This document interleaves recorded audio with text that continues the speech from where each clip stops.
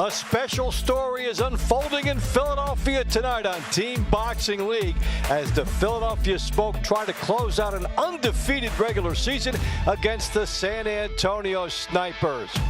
Hi, everybody. Welcome inside our Team Boxing League studios. I'm Dave Bontempo, along with my longtime pal, Al Bernstein.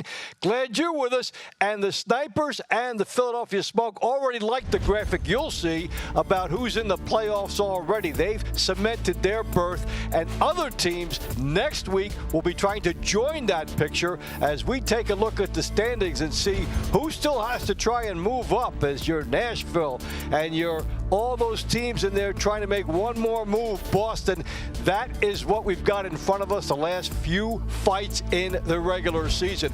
Well, tonight, Al, when we look at this matchup with San Antonio and Philadelphia trying to complete that magical season. And for San Antonio, there have been some surprise performers.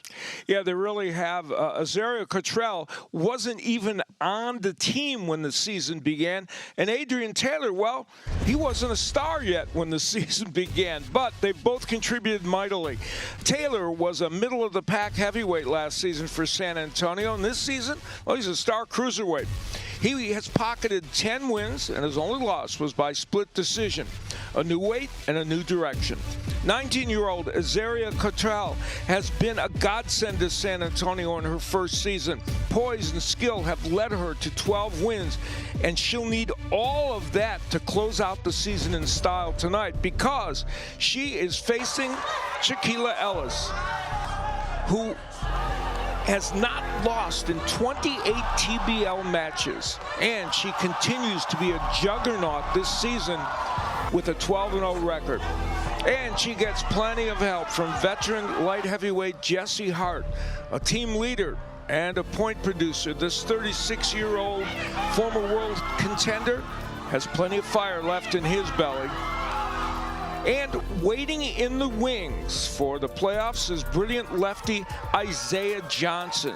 He has 29 career TBL wins, and he is part of what is a tremendous Philadelphia roster, one that is poised for, they hope, a big run in the playoffs. You talk about a deep team. He's like maybe the fourth name you mentioned, and he's got 29 wins. That is quite a team. Now, we have 24 three-minute rounds. Every round is the launch round in the TBL. Now, what we've got here is 3 launch rounds, 3 middle rounds, and 3 money rounds. And in each stanza, we have a round to watch. Let's look at the first one. Yeah, the first one, I think, is an interesting contrast. Round 2, which features a veteran, Rasheem Brown, who has 39 career wins in Team Boxing League, taking on Tayshawn Wallace, a 19-year-old who's only 5 fights in, but boy, he has made a real impact early in this TBL season, and I think that's going to be a really interesting match. And I think the San Antonio team has really captured the imagination of the league. 2 wins last year, guaranteed playoff team this year, a lot of close matches, and this is an interesting one for them because they're saying, hey, we want to break up this perfect season. Yeah, they really want to make a statement in a sense and show that their roster is one that can carry them very far into the playoffs. And there's no question it is a talented roster. That's for sure. Coach A.C. Bryant told us he made a lot of moves, and he certainly did. He has been optimistic as this team has grown, and he shared his comments about the team with Avril Matthey. So I just wanted to correct you. We know what's going to happen. San Antonio is going to dominate. Listen, having a full team of the San Antonio Snipers is going to be detrimental to anybody we face in the playoffs and the regular season. It's one shot, one kill. Well, listen, when you're a finely tuned machine, having any parts missing is going to help you skip or is going to help you go slow. But listen, we got Barté back. He is absolutely one of the most pinnacle, most detrimental, most offensive people that we have on the team. And having those points back is going to help us lead us all the way into the championships. It is a very deep team indeed. So, is this a playoff preview? Is the undefeated season for Philadelphia going to happen? We've got the drama ready to play out. The fighters are on their way in. All the people are there. We'll meet everybody on the other side of the break.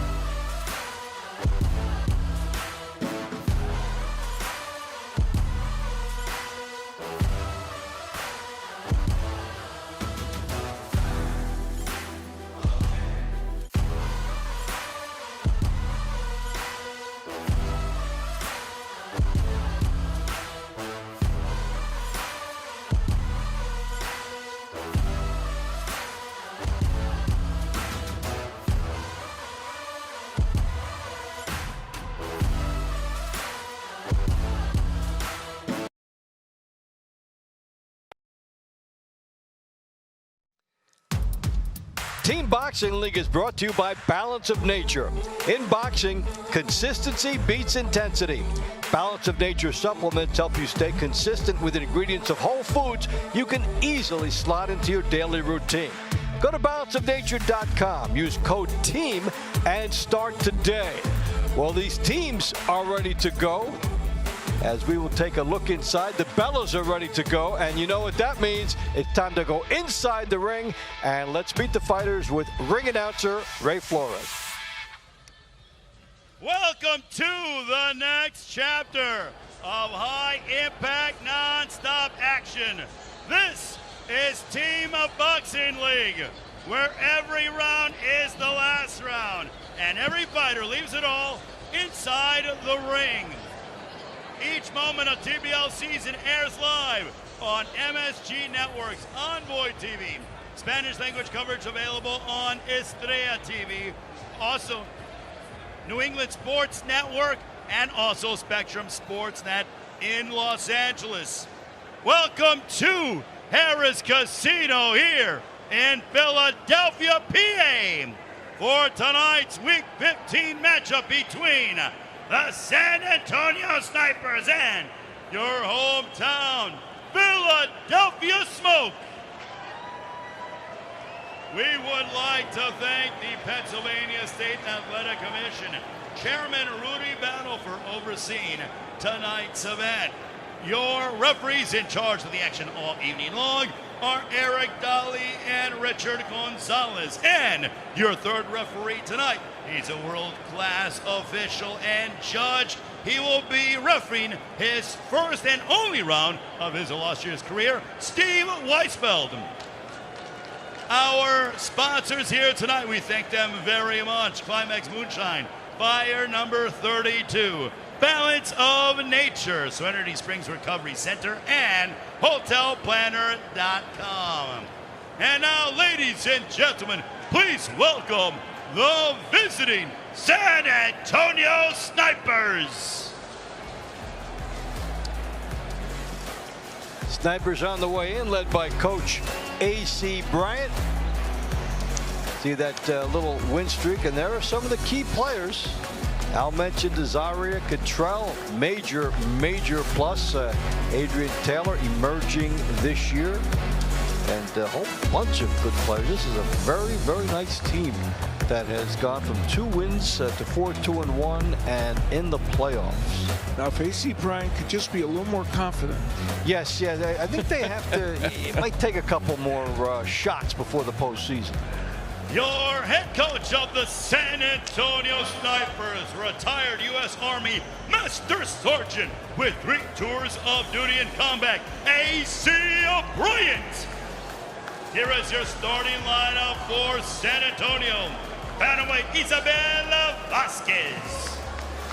Featherweight Jayshawn Wallace.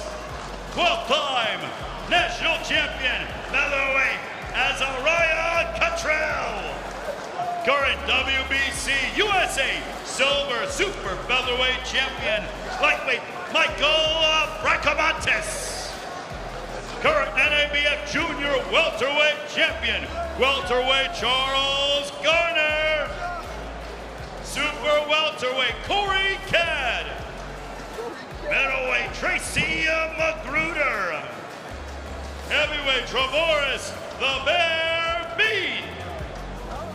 Featherweight Chastity Roberts. Lightweight Princey Fortunato Asaya. Super lightweight Desiree Davila. Super middleweight Obed Fortiel. Light heavyweight Frankie Solomon. And cruiserweight Adrian Taylor. Ladies and gentlemen, that is the San Antonio Snipers. And now, please welcome your hometown Philly Smoke. Philly Smoke, the champions in Season 2. Almost got it in Season 3. There was Coach Bob Kane, 7 in a row. Last time they trailed, that we remember, was in the opening match with New York, early in the money rounds, and then Jesse Hart scored a knockout. and that team went on a streak from there to win. And just a very consistent and deep team. Think about how remarkable a statement that is. The last time they trailed, that was First match of the season. it's crazy when you think about it. They've been so consistent over the season.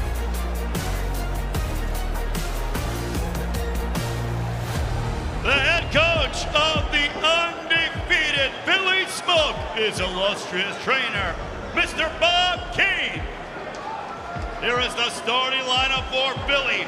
Silver medalist at the National Championships, bantamweight, Lissandra Contreras. Featherweight, Rasheen Sugar Sheen Brown. Multi-time national champion in 2020, U.S. Olympian, Shaquilla Ellis. Lightweight, Francisco Cisco Kira Rodriguez. Welterweight, Andrea Cedeno. Three-time national champion, five-time state champion, and Olympic trials qualifier, Jason Donna Moreno. Middleweight, Dayton Garrett. Heavyweight, Eric Ross. Featherweight, Maria Antunes. Former WBC Silver USA Super Lightweight Champion, Lightweight Nahir Wu Albright. Multi-time national champion, Team USA member, and Olympic trialist, Super Lightweight Stasia The Natural Santos.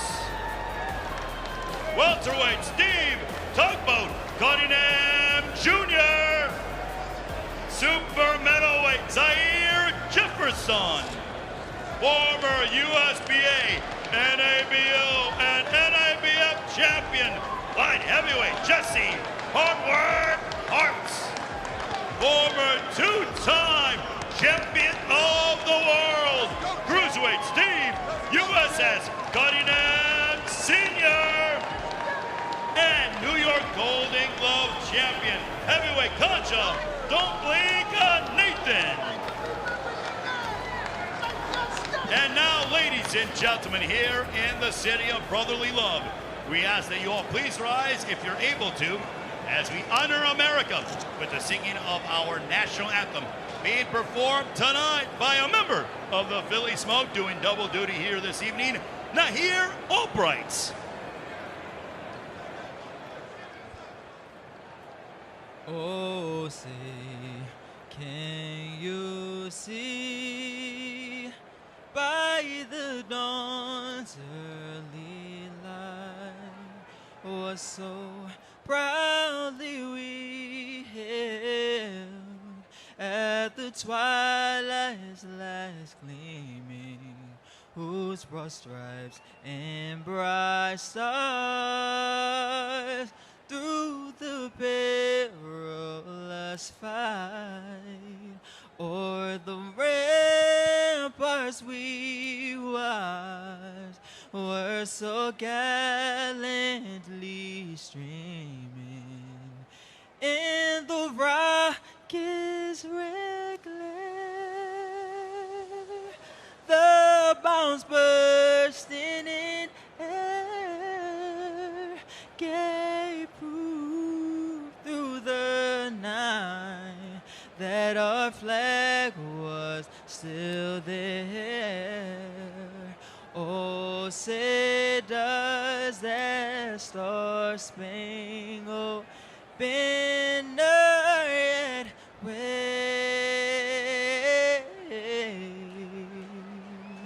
o'er the land of the free, in the home of the brave.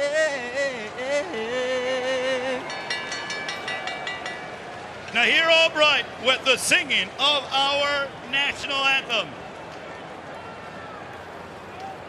Ladies and gentlemen, it is time to begin the launch rounds between the San Antonio Snipers and Philly Smoke. We'll begin in the bantamweight division, round one. San Antonio, Isabel Vasquez. Philly, Lysandra Contreras. That should be a good one. Even up right away. Vasquez 5-1 this year. Had a split with Natalia Castaneda, who was at that time 5-0. And Contreras 7-1. Beat Brandy Robinson, who became a very good fighter, and Christina Cruz. So here we go. I love this matchup. The two young fighters, 22-year-old Vasquez and 21-year-old Contreras, both early in their pro careers, 1-2-0, 1-3-0, and here they are in the TBL. And Contreras has already made a name for herself in the point standings. Yeah, they're both up on top. You see the Vasquez in there in the top 5. So indeed a good matchup of star performers. And throughout the night, we're going to be really taking a look at this as a possible playoff preview between these teams. I mean, San Antonio with seeding number 4, Philly 1. So they would both have to win preliminary matchups, and then if they did, this would be a semifinals. Of course, if we've got the regular season to still finish out, but it's always fun to speculate. Well, this gives us a good idea of how talented we're going to see these matchups when the playoffs start. So Vasquez, the left-hander, of course, both women have really good hand speed, and you're seeing an evidence of that early here. And both are very responsible defensively, and that's why neither is landing a lot right at this moment. Yeah, if you think of the defense first, they're negating each other, and what we now see is Vasquez trying to gamble and get inside. And then they both go southpaw. That was a good right hook that got in from Vasquez. Yeah, she's got a really good right hook and uses it often.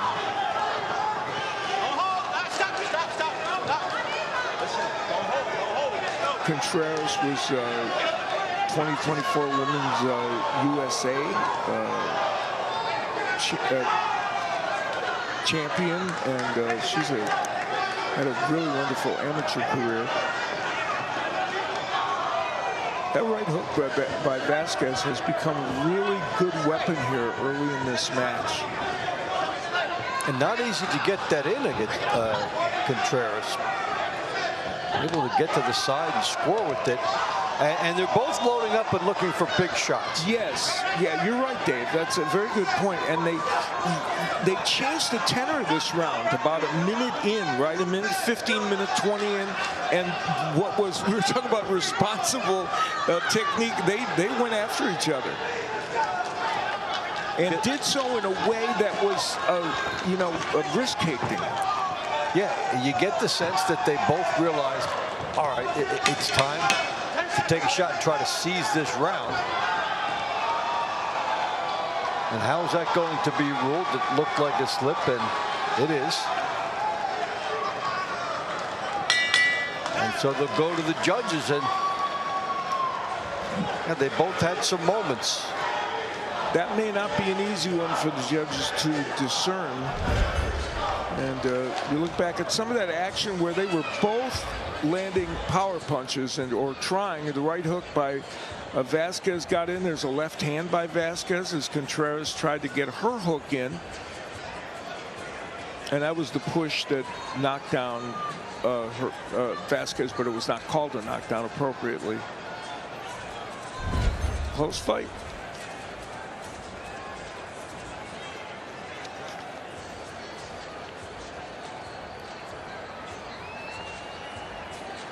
TBL fans, the winner of round 1 by way of split decision. From Philly, Lysandra Contreras. Contreras doing a little bit more in the eyes of the judges, and Philly up 1-0.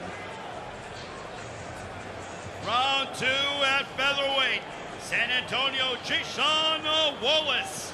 Philly, Rasheed Brown.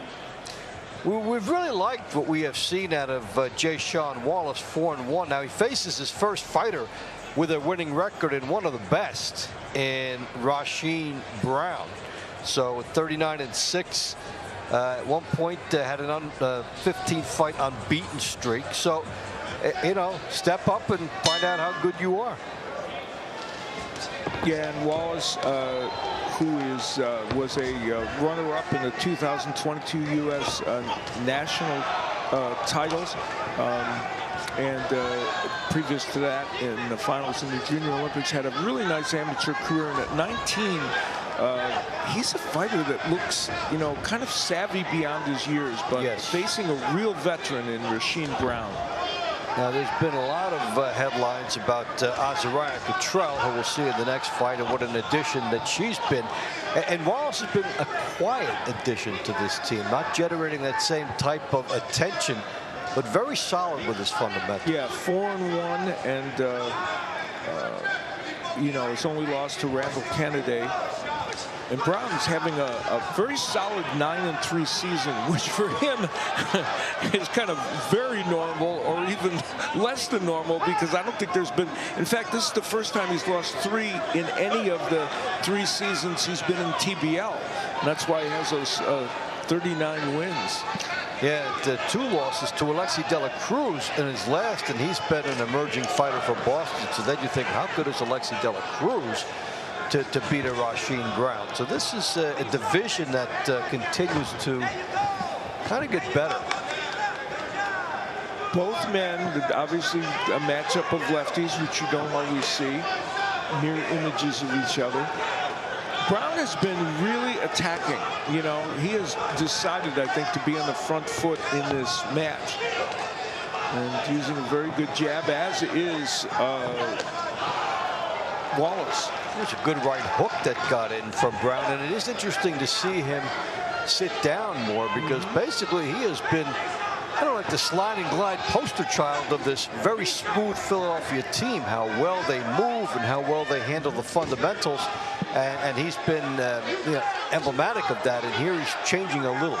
Yeah, he's staying in the pocket a little bit more than we normally see him. And I think he made a determination that he was going to stay on the front foot against this young man. Maybe thinking, if I put a little more pressure on him at this moment of him stepping up, it'll serve me well.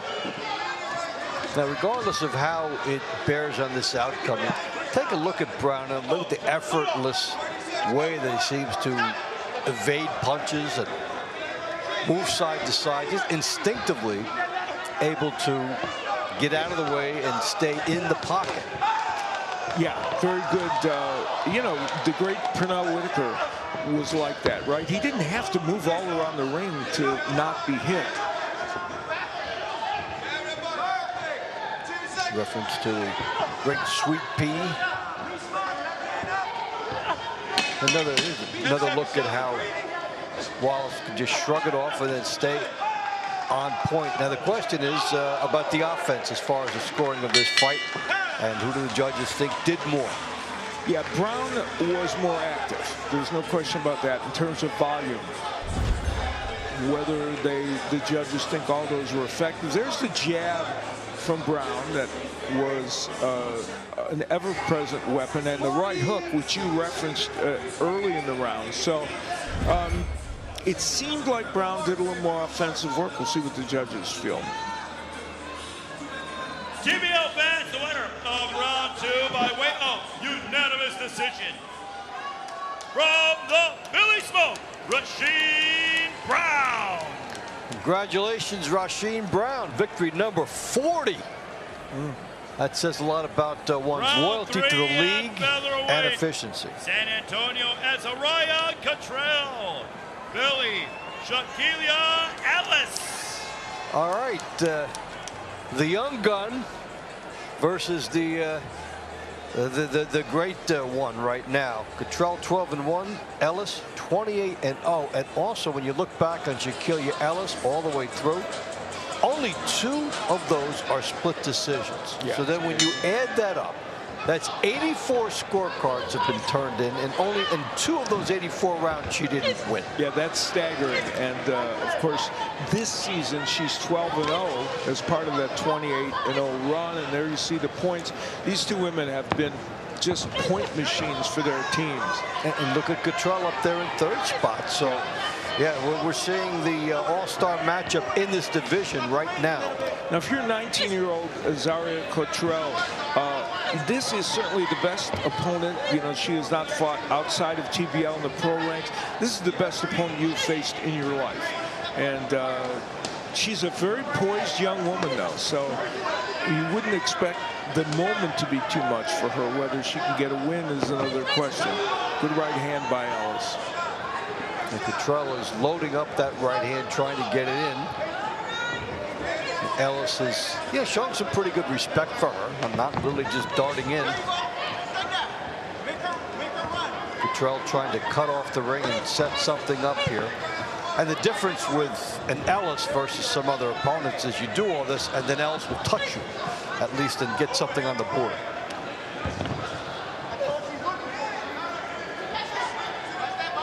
Shaquille Ellis is the ultimate boxer puncher. Good right hand by Cottrell. They both exchanged good shots there. There's a stiff jab from Ellis. So I think a major question in this final 120 is, will Cottrell be able to drop that right hand bomb in there? That's what she's been trying to do. Just missed a number of times. Cottrell with the combinations. Cottrell has a good right hand and also a good left hook. That's another weapon we've seen her use during the course of this season. She's got some excellent hand speed, too. Been a tactical round.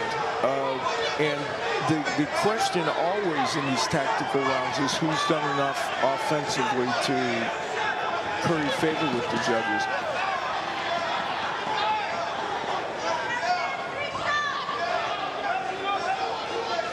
And then if you're thinking, well, this is an undefeated fighter with the big number of wins, do I have to do a little more than just enough to get the call?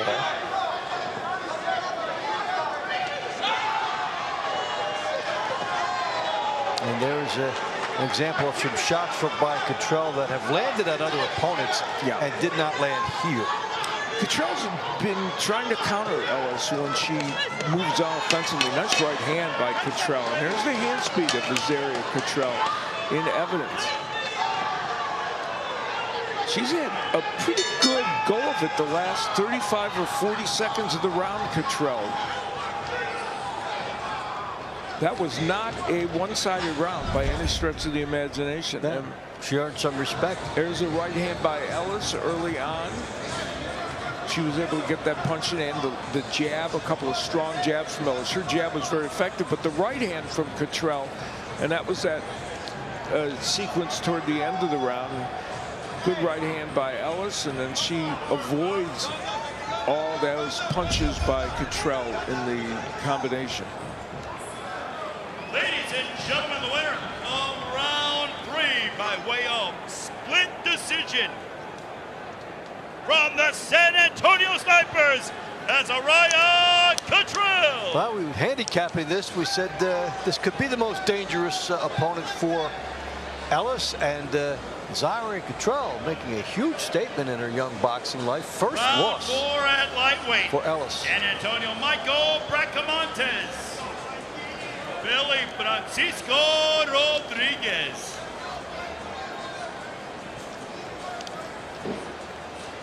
That was a seminal moment in this competition. Yeah, well, we've seen Cottrell rising.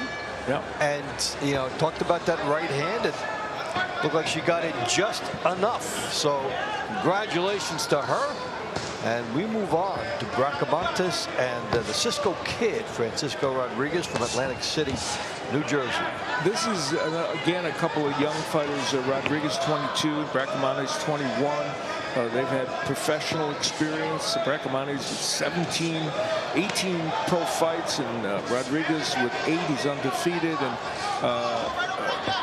some TBL experience as well for Bracamontes. This is his first TBL year, and 3 of the 4 losses, he's 4-4. 3 of the 4 losses have come by split decision, so he's had some close ones. Yeah, that's part of the transition process into this format. Well, ultimately makes you better if you go out into that circuit again. And Francisco Rodriguez is having, not his best season. He's 3-6. Last season he was 8-4, and before that 6-5. So he had 2 winning seasons, and now is suffering a little bit through a 3-6 season. And his last time out, he lost twice to Hebrew Francois. So he's trying to turn things around. And he has my favorite nickname because I'm a Western fan, the Cisco Kid. Love that Cisco Kid. And you'd really like this kid, too. Very nice, polite young fighter out of Atlantic City, where he works as a security guard in the casino world, and has been in some professional fights there. Yeah, Pleasantville, New Jersey he lives in now. Good left hook to the body. There's the right hand by Rodriguez.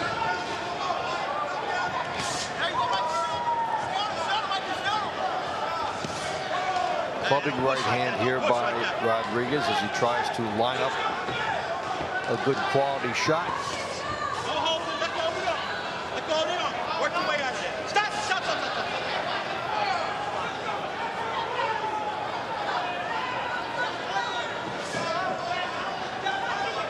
Bracamontes at his best is a busy fighter. He can put punch together and attack you. And his offense been a little more muted in this round, I think, than we're used to seeing from him. And Rodriguez switching to lefty now. Just missed the left hand that went with it and goes right back to the standard right hand stance.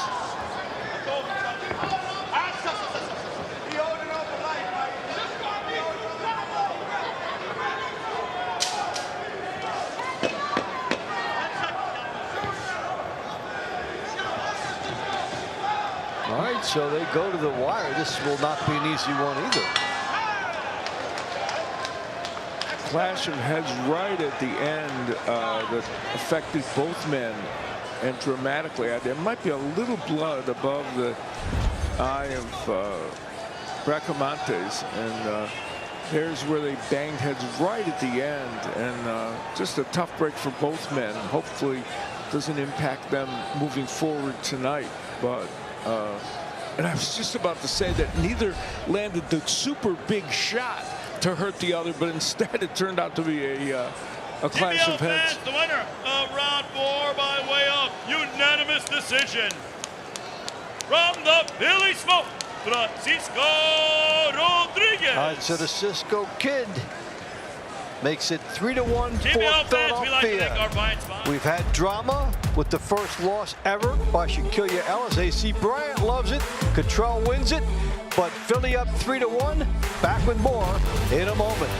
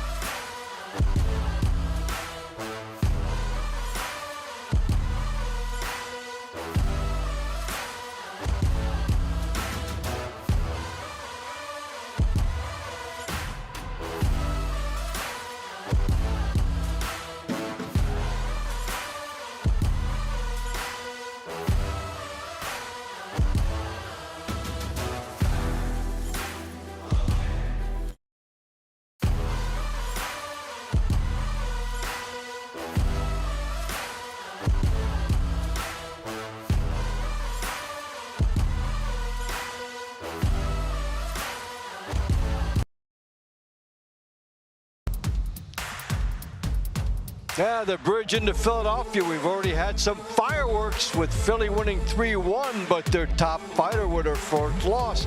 A lot going on already. Let's go back inside and pick up the action. Round 5 at welterweight. San Antonio, Charles Gardner. Philly, Hendry Cedeno.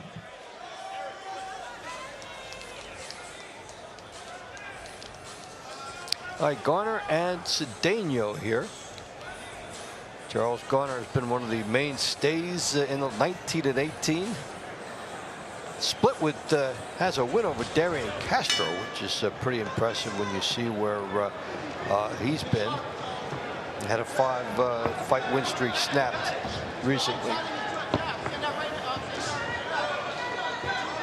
And Garner and Cedeno have met once before, with Cedeno winning, and it was a split decision. So we'll see how it goes tonight.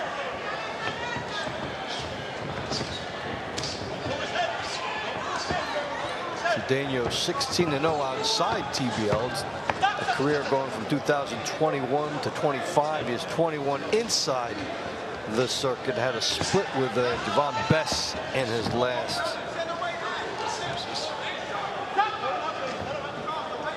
Yeah, Cedeno's been a very solid performer, and he's one of the people they will look to in the playoffs to hopefully provide them with a push.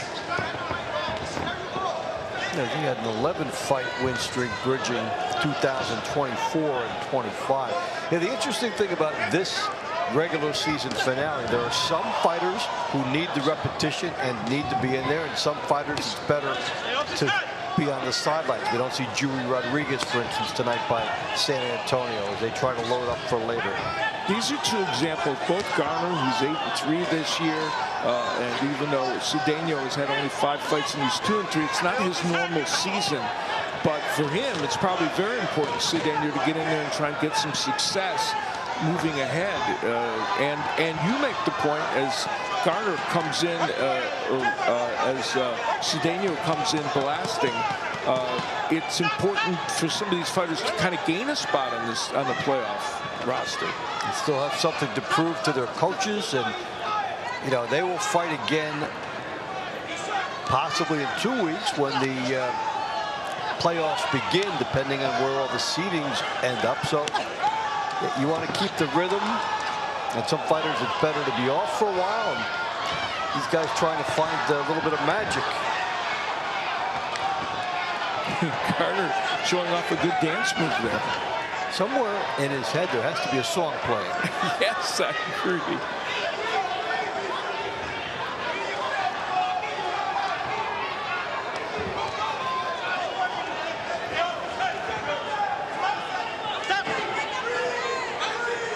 The final seconds here of Garner and Cedeno.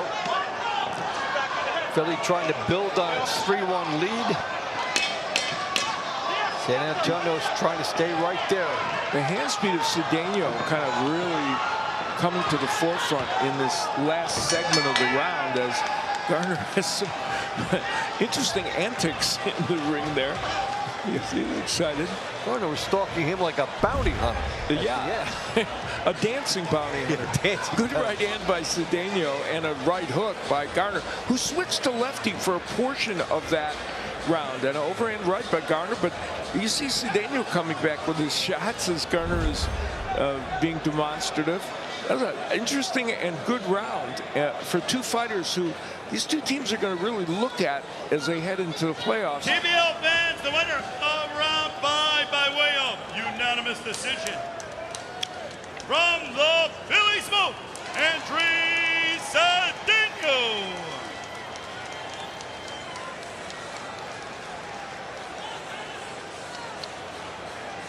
Round 6 at super welterweight. San Antonio, Corey Cad. Philly, Jason Moreno. So San Antonio picked up Corey Cad in a move about 3 weeks ago. He's 2-5 this year. Possibility for him to try and rejuvenate now on a playoff-bound team. And Jason Moreno has had a 10-fight winning streak. Got 4 in a row here. Beating the likes of Jaye Brown, who was 23-7.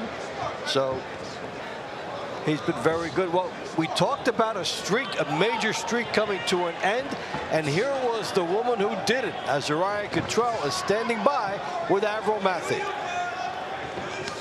I am ringside with Azariah Cottrell, 18 years old, and just beat the boogeyman of the division in Shaquilla Ellis, who has never been beaten in TBL history, or even as a pro for that matter. Wow, what an achievement. You must be feeling pretty good, huh? Yeah, I feel really great. I'm really proud of myself. As you should be. So talk us through, how did you do it? training, I worked on my advantages, like my reach, worked on my reflexes, and then, you know, she has a good jab, so counter that. That's basically what I did for the fight. Well, it worked very well. Shaquille Ellis is a former Olympian and a top-level fighter, so now she's seen what you've got. She's going to be making adjustments. How are you going to handle that going into the second round you guys will be fighting later tonight?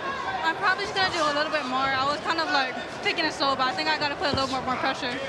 Wow, if that was slow, I cannot wait to see this round 23. Good luck. Take us back to the ring, guys. All right, so Cottrell makes history in TBL, and here are two more guys trying to do a lot for their teams.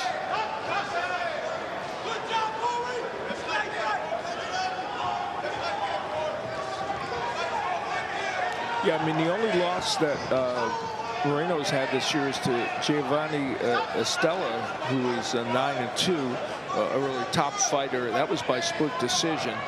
And all four of his wins, Jason Moreno, have come against J.I. Brown, who's a good fighter. Yes, he has. The way the matchups seem to go. And he's attacking Cad. Cad, you know, of course he hasn't had a lot of success this season, but he's a dogged competitor. He is, and now interesting to see how he will handle this new chance with San Antonio as he was traded from Houston. Yes. So, you know, that can really boost a fighter. All you need is one big performance at the right time in a team-oriented sport. Moreno doing some good work on the inside.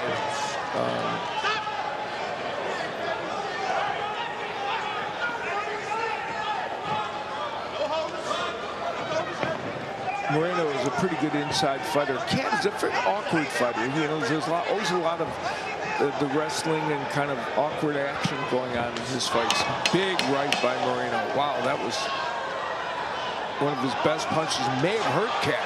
Yes, that one definitely did after. Yep.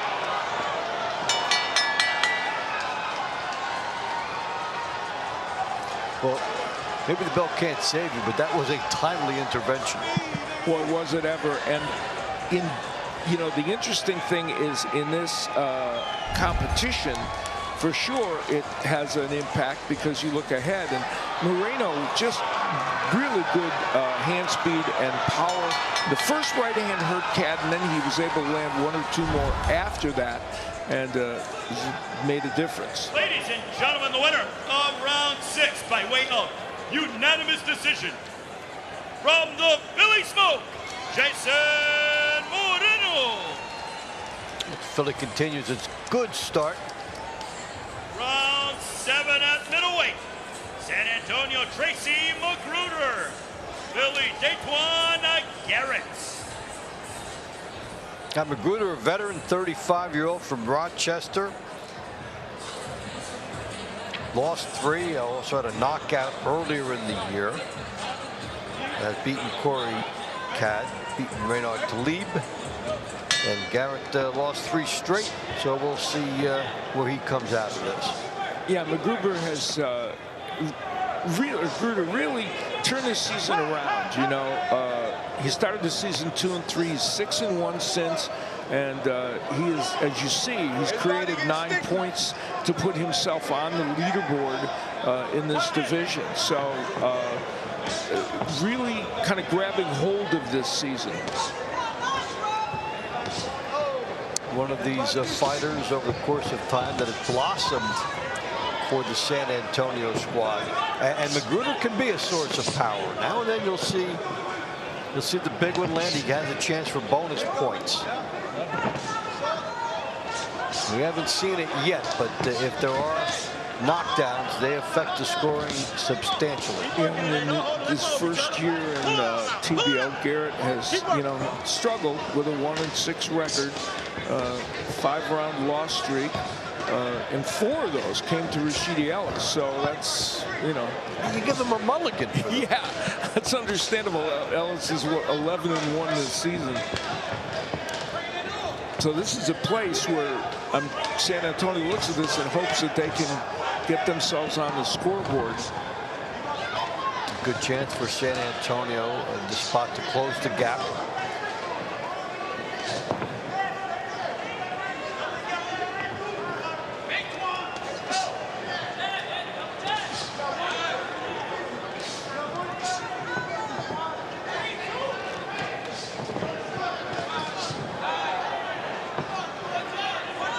Magruder trying to cut off the ring and then gets his good right hand in there.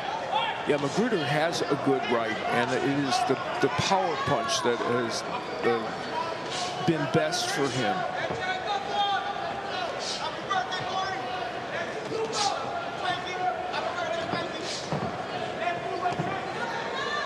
And Magruder's, you know, one of those guys that's made the TBL their home. He hasn't had a pro fight. He was 6-3 as a pro. Hasn't had a pro fight outside of TBL since 2022, and this is his third season here. So this is his circuit. This is where he is applying his craft as a professional. You see some fighters move in to supplement what they're doing on the pro ranks outside of TBL, and some make it their circuit, as you're saying, like he does here. It's a great place to go. And he has blossomed this season. I really think since he turned things around after the early season woes, he's just been a very solid fighter. We've seen a lot of evidence of that in this ring tonight. Good left hand by Garrett, but Magruder landing his left hook as well. Guy get that early season knockout, and like a lot of expectations on himself for him. Happened. He expects to be a better fighter, and he did a nice job cutting off the ring here.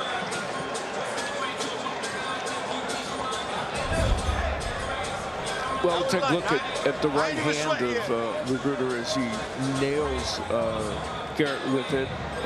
That is a staple of his attack, that's for sure.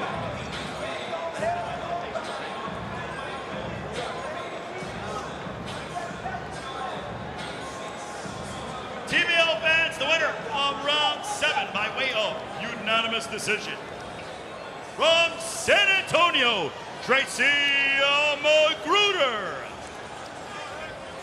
So Magruder helps close the gap for San Antonio. Keep it right Our final there. launch round will be in the heavyweight division.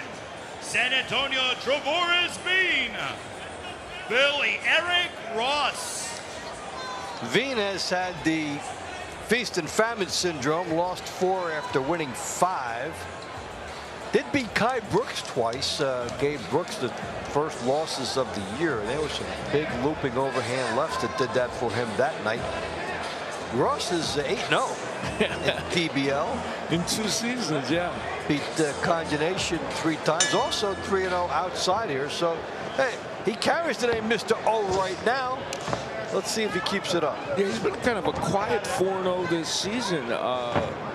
And he has a unanimous decision win over Conjure Nathan this season on May 17th. So when he gets him in the second battle that he's going to have, of course, he's taking on Veen right now. But the thing about Veen is, I mean, earlier in the season, he had a 5-point night with 2 wins over Jarvis Jones, and one of them was that 4-point win. So he's capable of producing some fireworks. And then the night that, I mean, beating Kai Brooks was huge. Brooks was the, at that time, like the Godzilla of the league for a while. 2 knockouts in one night. And Kai Brooks showed that you know, he could be beaten by the right style, which is the one that that Veen had. Yeah, and I misspoke. I meant Veen had beaten Conjure Nathan earlier.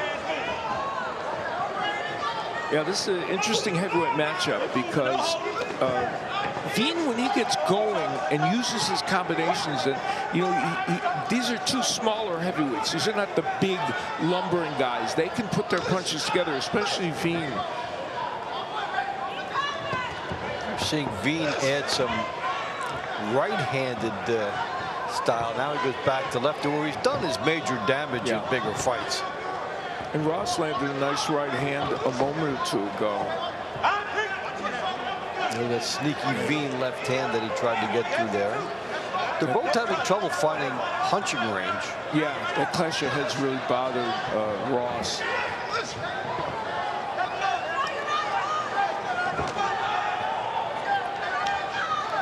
Both these guys, veterans, of 29 for Veen and 30 for Ross, even though Ross only has 3 pro fights outside of TBL and 7 for Veen, but still they've been around the sport for a little bit. It's a good matchup coming in, and it's been a good, honest scrap with 30 seconds to go. Yeah, each fighter to put it. Yeah, doing some of the best work that they are known for. Veen wants to be fighting off Ross's chest like this, and when he's in there, he's very good when he's allowed to fight. He's got a good right hook, and he throws a lot of punches a lot of times when he gets in there. Ross is just, you could feel the wheels turning, looking for that right hand right now. Just missing it. A good sense of timing and anticipation by the fighters. Yeah, that was an intriguing matchup of two heavyweights who are thinking fighters, but also active ones. There's that right by Ross earlier in the round. That was very effective. And what does Veen do? He throws the right hook. That's his punch of choice when he's going to try for a power shot. TBL fans, the winner of round 8 by way of unanimous decision. From the Philly Smoke, Eric Ross. Well, in yet another close fight, the nod goes to Philly as they extend their lead in the launch rounds after a seminal moment with a big upset by San Antonio, but it's been Philly that's had the final word for the most part. Dave tells us what's coming up. Thanks, Al. We're enjoying the excitement of this one, and there is so much ahead in the final weekend of TBL. Playoff implications all over the place. Next week, so many fans will be following the Houston Hitmen. Can they upend Nashville? Nashville fighting for a playoff spot might get it. Phoenix and Los Angeles, two teams likely to be in the playoffs, and then Dallas and Boston, both teams needing that. Follow us. We'll give you the math as it changes in the final week. Stay with us all season long on TBL regular season and the playoffs.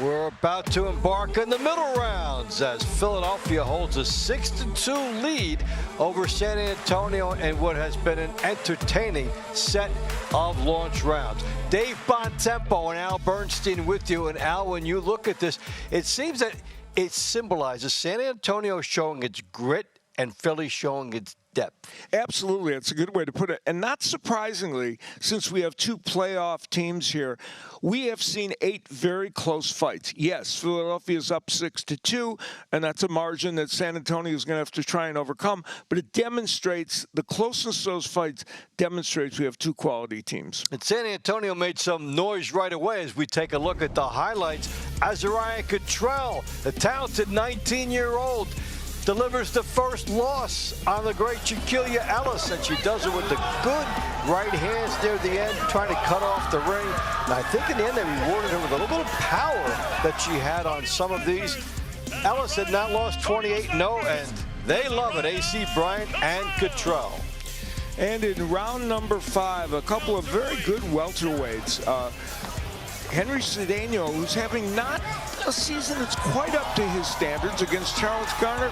And Cedeno came up with some big power punches and some good right hands, and he ended up getting the decision to even his record at 500 and maybe make a little statement heading into the playoffs. A very special set of middle rounds coming up. Many of them could qualify as a round to watch, but there is one that we picked. Well, you know, we have fun heavyweight fights around here, don't we? Tavoris Veen in round number 16 is going to take on Kanja Nathan. Now, Veen has beaten Nathan before, and even though Veen lost earlier to Eric Ross in what was a very good fight, that one, I think, has fireworks written all over it. We'll see. We have a lot of great matches ahead, and as we have talked about over the course sometimes tonight, Coach A.C. Bryant has been really very good in talking to his team, getting them all psyched up, he engages very much with the team, and they seem to rally around the coach as he gives them his version of things. He really wants to talk them up. He's had something to celebrate already. So A.C. Bryant telling his team, we're in this, and let's go inside and pick up the middle rounds. Ladies and gentlemen, it is now time to begin the middle rounds between the San Antonio Snipers and Philly Smoke. Round 9 at featherweight, San Antonio Chastity Roberts, Philly Maria Antunes. That's 6-2, story developing. Roberts split with Montserrat Carmona in her last, and Antunes coming in with 4 losses straight. Last win versus Angeles Mendez, the 34-year-old. So again, good matchup with the women to get us started here.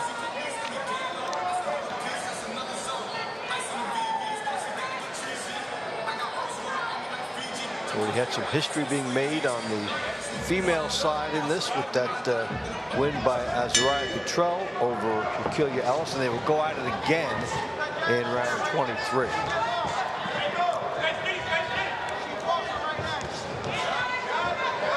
Antunes in her debut season, and it's been a little up and down with 2-5, but she's a pretty solid fighter, and her and Roberts seem like they're pretty well matched here. Yeah, as is the theme of this evening. Close matches, and what you might expect. The 2 teams that have qualified for the playoffs. Philly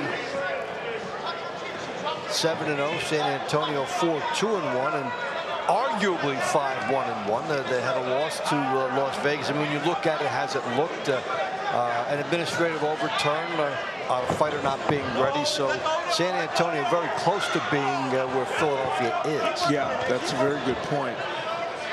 Antunes would like to kind of be on the inside where she could be active and be busy, facing a taller fighter with a longer reach, and there you see she's in position. Roberts trying to counterpunch well, but an overhand right sneaks in by Antunes. Right on cue.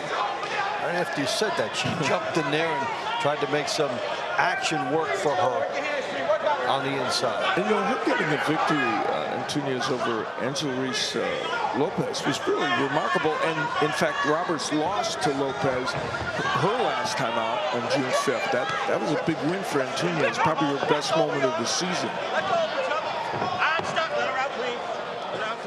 And that's what so much of this is all about, the story within the story. You get your big moment for the season, come up big for your team, and then you try to build on that big moment the following week and see how far you can take the tailwind from that big moment. You know, the referee is letting Antonia's work for the most part on the inside. And from her standpoint, she's happy. She's definitely happy about that when she gets there. Roberts trying to counterpunch her on the way in.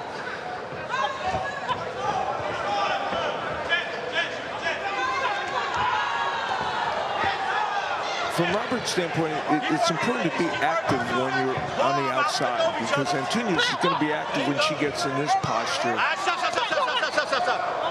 gotta watch your head. All right? All right? Clash of heads that the referee cautions them on. It is interesting, the part of the referee in this, letting her work on the inside, and then, of course, warning about the head movement. And it will be interesting to see how that plays out as Antonia does some good work on the inside in the final minute. Yeah, and Roberts was counter-punching on there, but I don't know whether all those landed. And Roberts was more content to hold and not have to work on the inside. So this is a close one. This one's is going to be tough for the judges to figure out. Here we see Antonia's landing the counter right hand there on the inside, the overhand right. Roberts doing some pretty good counter-punching. That was that sequence toward the end. Antonia's did good work, but Roberts, you see when she gets a little distance, can counter well, and did do it during portions of that round. So what did the judges like? We're going to find out. The winner of round 9 by way of unanimous decision from the San Antonio Snipers, Chastity Roberts. They did like that counter work, and San Antonio gets the first jump up in the middle rounds. Round 10 at lightweight, San Antonio, Francie Fortunato Saya, Billy Nahir Albright. All right, so you know, remember the top of the show? When do you see a fighter with a hand wrap and a boxing glove and a microphone? That was Nahir Albright singing the national anthem, and Pipes Albright added a few voice inflections into his repertoire before tonight, and now he makes his season debut as a fighter. Yeah, and he's a terrific vocalist who has done a lot of recording, but more importantly tonight, this 30-year-old adds something significant to the Philadelphia team. He just fought Keyshawn Johnson, lost that fight in a major fight. He's been at the highest level at 135 and 140 pounds in the world of boxing. Joining this team late in this season, he could be a very significant addition to the Philly team. Proved himself a lot last year, and he is back. Avro Matthew has a special guest for us. Thanks, guys. I'm here ringside with Obed Bartiel, who, Obed, your team is trailing a little bit tonight. Well, a little bit, a lot. They need you. You have knockout power. We saw it last week. Very impressive. You've won just about everything in the amateurs that there is to win. What's your motivation tonight? Just showing out for my fans. Just doing everything that needs to be done. These people, I look at them like my family, so I value family deeply, and I just want to show for them the same way I show for my people at home. Well, can't wait to see it. Take us back to the ring, guys. All right, just about halfway through this one. 6-3, Philly up, San Antonio very much in it.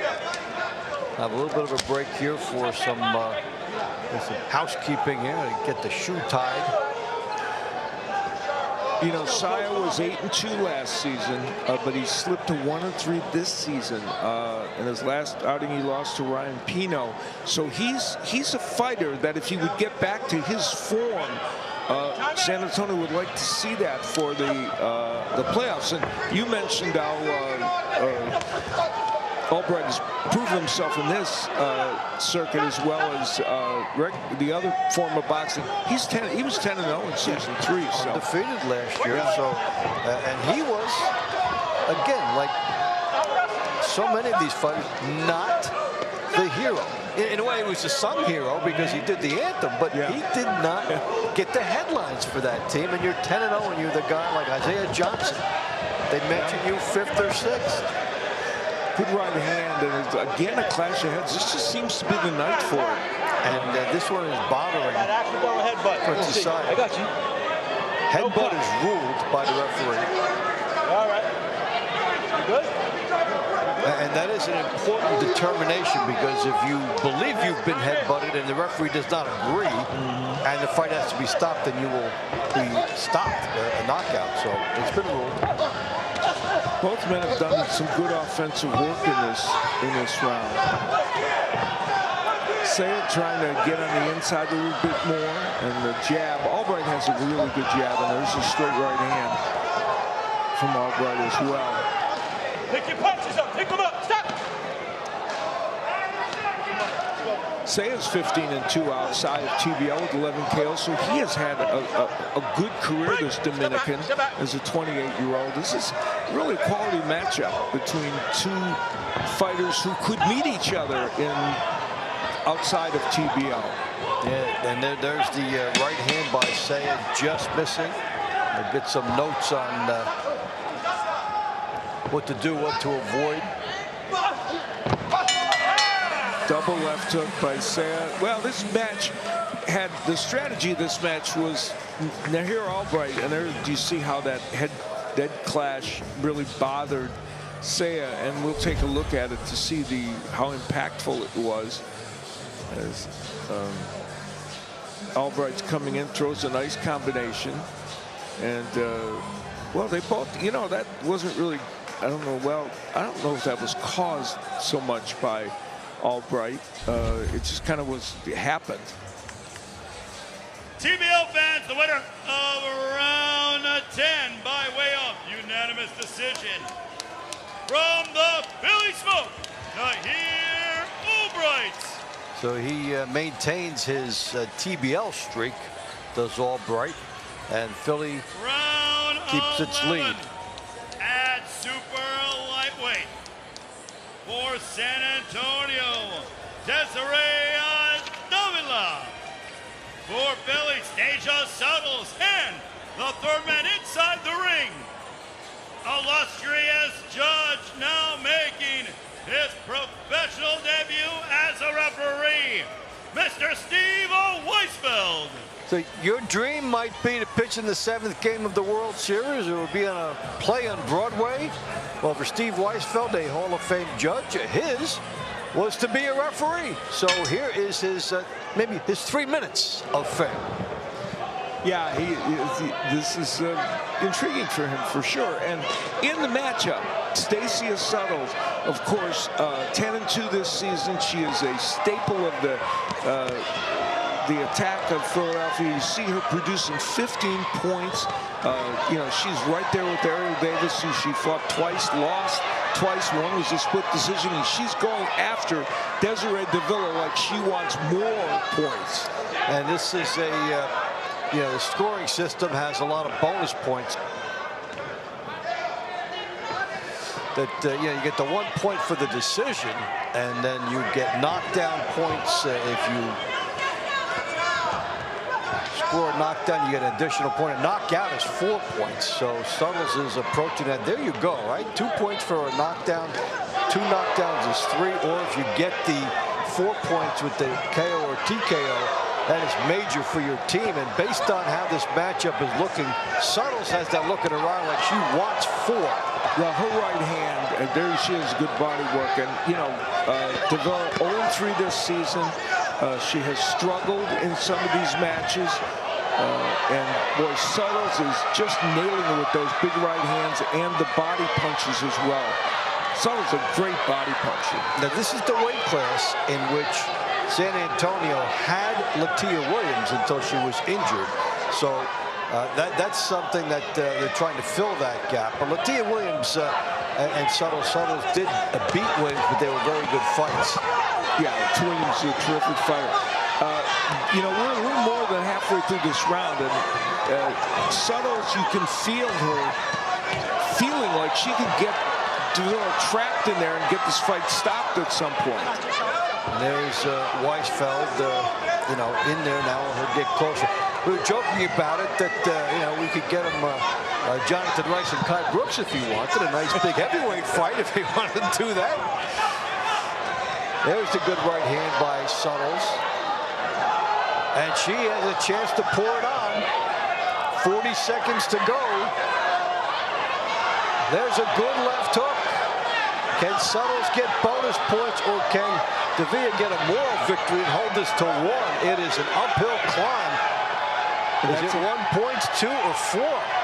Davila just got out of that corner, and if she had not, this fight might have been headed toward being stopped. Weisfeld taking a long look here. And then he does stop it, so interesting. So that's 4, right after it looked like Davila had weathered the storm. Well, Davila had gotten out of the corner and was in the center of the ring. So one might quibble at the timing, but she certainly did take a lot of punishment during the course of that round. And for Suttles and for Philadelphia, it's a big moment because they get 4 points. Now here's where Suttles, during that round, she just was stalking Davila, or Davila just regularly, and the right hand was landing almost at will for her. And those left hooks to the body were fantastic by Suttles. And she had Davila in the corner, and this was toward the end of the, well, this is where he actually, I think Steve Weisfeld kind of was urged by probably an official to stop that fight from outside the ring. And I think you look at it in the replay, he looked at her eyes and something didn't register, so that was the decision made. Round 11, a referee in charge, Steve Weisfeld, waves it off at 2 minutes 39 seconds for your winner by TKO. 4 points going to the Philly Smokes, Stasia Suttles. So we're talking about 4 the quick way. Didn't even have to put her opponent down, but you get the referee involved and you can get the 4. So now it's a commanding lead for Round Philly. 12 at welterweight, San Antonio, Charles Garner. Philly, Steve Cunningham Jr.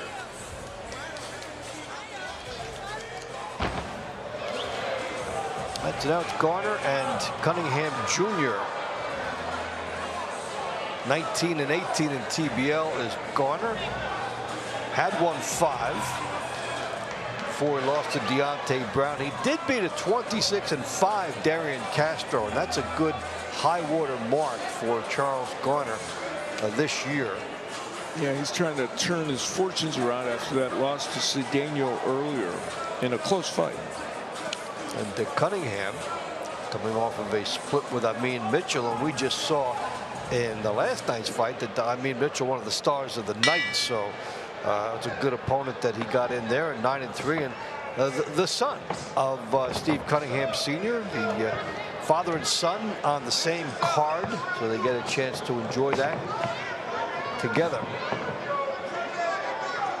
He came into this season undefeated at 7-0, Cunningham, in the TBL, and he's 2-3 this season. So he would like to kind of turn things around again as they head toward their playoff run.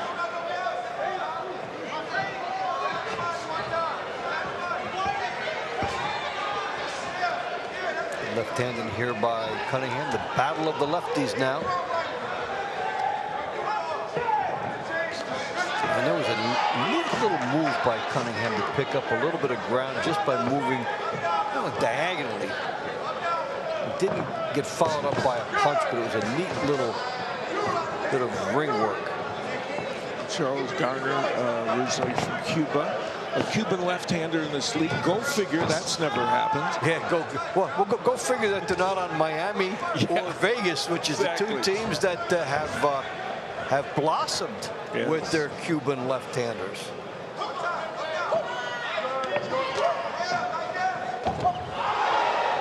Good left hand there by Cunningham.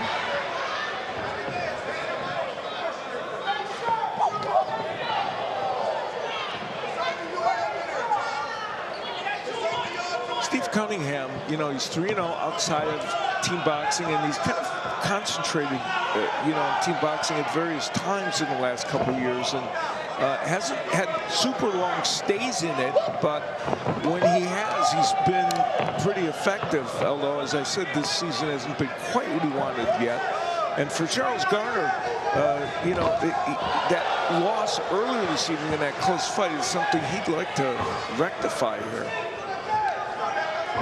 He's one of those guys that a little better than average. He can get into a little bit of a streak. You can trust him and depend on him. He's a veteran.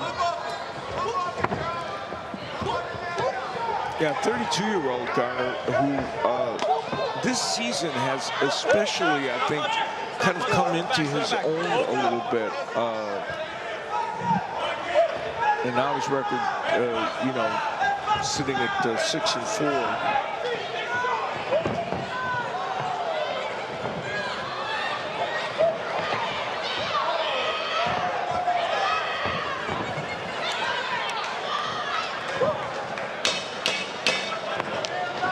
Final seconds ticking off.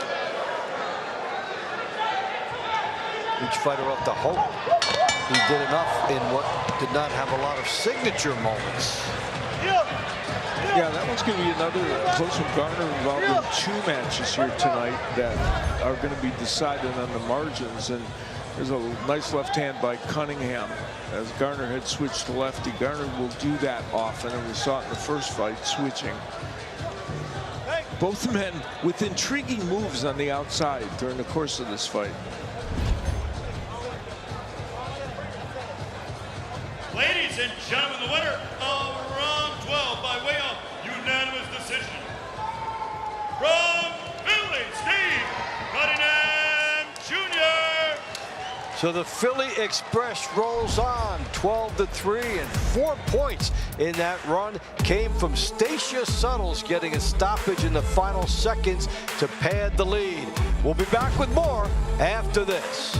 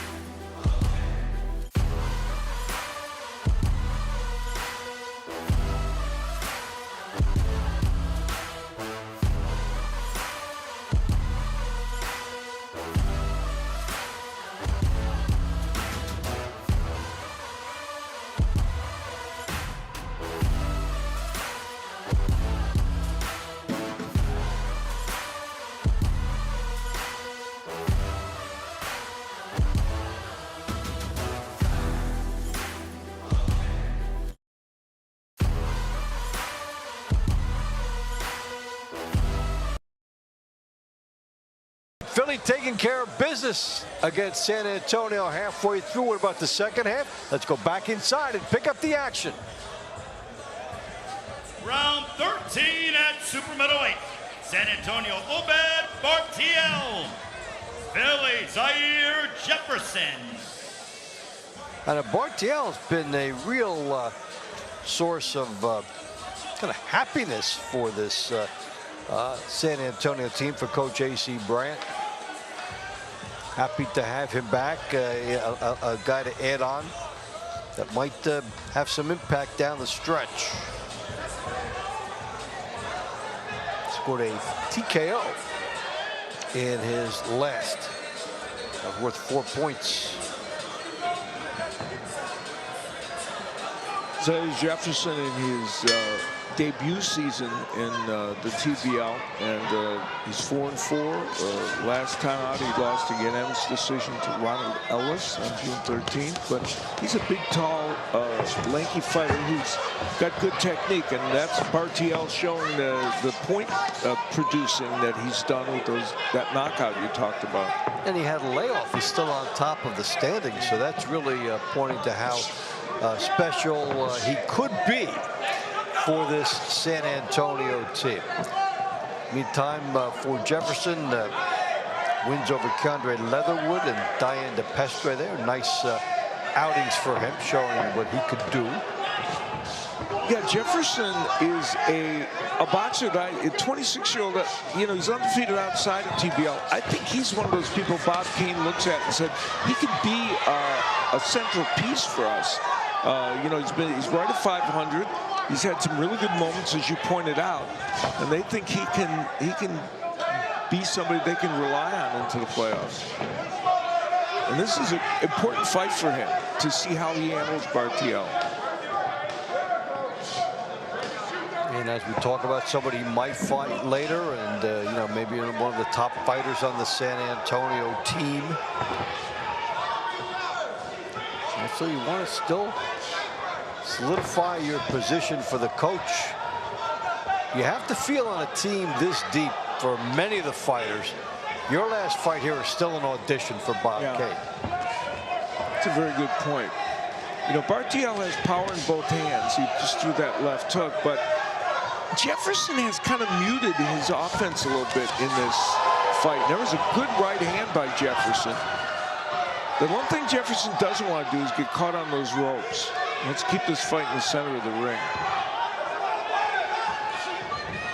And there he is on the ropes, trying to get away, but he's on the ropes, and that is the office for Bartiel. Yeah, Bartiel was able to get a couple of shots in there, but there's Jefferson again with that right hand. And here's Bartiel on the attack. Good uppercut. You see evidence of the hand speed of Bartiel. When he gets that combination work going, he's very effective. There was something pretty subtle he did effectively, too, that, okay, you're locked in with your opponent holding and where you're going to go. In the middle of that, he drove him back toward the ropes. It's been a very close round. For those that thought maybe Bartiel was going to walk in here and dominate Jefferson because of what he did the last time. Very close fight. Good work by Bartiel, but Jefferson landing some counter punches as well. Both got some good offense in. Now it will be up to the judges. They both could be pretty pleased by what they did here. Yeah, to a great extent. Bartiel, who was lefty part of the time in this match, and put himself more open to that overhand right, and Jefferson landed. Nice uppercut from Jefferson, but Bartiel landing some good shots on the inside as well. Both men, I thought, boxed very well in that round. And they're scheduled to go at it again in round 20. Good to see that one back. Winner of round 13 by way of unanimous decision. From San Antonio, Oben Bartiel. Right, so Bartiel will pad his lead on top of those standings that we saw for the division. Round 14 at light heavyweight. San Antonio, Frankie Solomon. Billy Jesse Hart. Jesse Hart, we might call him a quiet 8-0 this year, even though he scored a knockout, the first knockout in the league this year, with the knockout that he had earlier on, was a couple losses to Johanna Martinez, and then a streak since then. Yeah, he put together those 8 wins that you referenced, and he is, you know, he is, you know, his nickname, Hard Work, it really kind of defines him in the ring, especially in TBL. He's even more aggressive because in this one-round format than when he was a, you know, contender in the 168-pound division. And look at him go after Frankie Solomon, the 36-year-old veteran who has not had a win this season. You know, he's on a 4-fight loss streak. He's lost 7 of his last 8, so it's been a tricky time for Solomon. And Hart's trying to make it even more tricky for him. And we have seen Hart open up more this year when the league rules is awarded basically a little bit more extra for the power. And back in week 1 against New York, he scored a knockout in the money rounds, brought Philadelphia from behind, and then redefined how the rest of the night went. So he's been a team leader for this squad. And a leader outside the ring as well. Yeah. Yep. We said it before that he could be. You ever wanted to look at a player or a fighter that maybe could coach? You could see it with him. Yeah, very good point. I agree. You'd easily see him coaching a TBL team down the road. He's having a good round here against Solomon. Able to, and one of the things Jesse Hart's doing in this fight, once in a while, you know, he'll get involved in fights that are like the Martinez fight, where it's so awkward that he hasn't done, and that was the only fights in which he lost, right? He didn't do the offensive work he wanted to. Here, even though Solomon's kind of an awkward opponent, Hart has still done great offensive work. And we're seeing some of the great spinning work here he's doing, and changing the flow of the fight.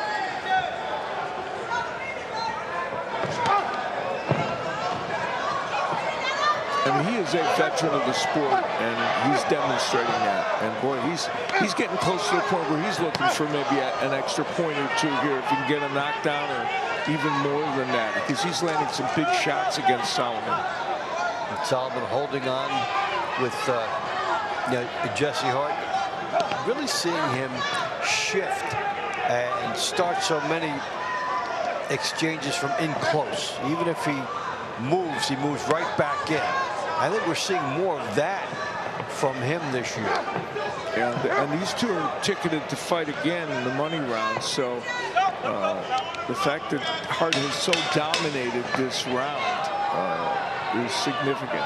It's been a punitive array of body punches by Jesse Hart, as he looks like he will rack up another point for Philadelphia. Get into an exchange with him, and he walks out, and it looks like he's been in a sparring session. Yeah, Jesse Hart had himself a very, very good round. Working the body, the head. I mean, he's a very, very good fighter who rose to the top level in a 168-pound division outside of the TBL for many years, and you see evidence of that. Great uppercuts on the inside. Jesse Hart has the complete offensive arsenal and used it tonight. TBL fans, the winner of round 14 by way of unanimous decision. From the Philly Smoke, Jesse Hart.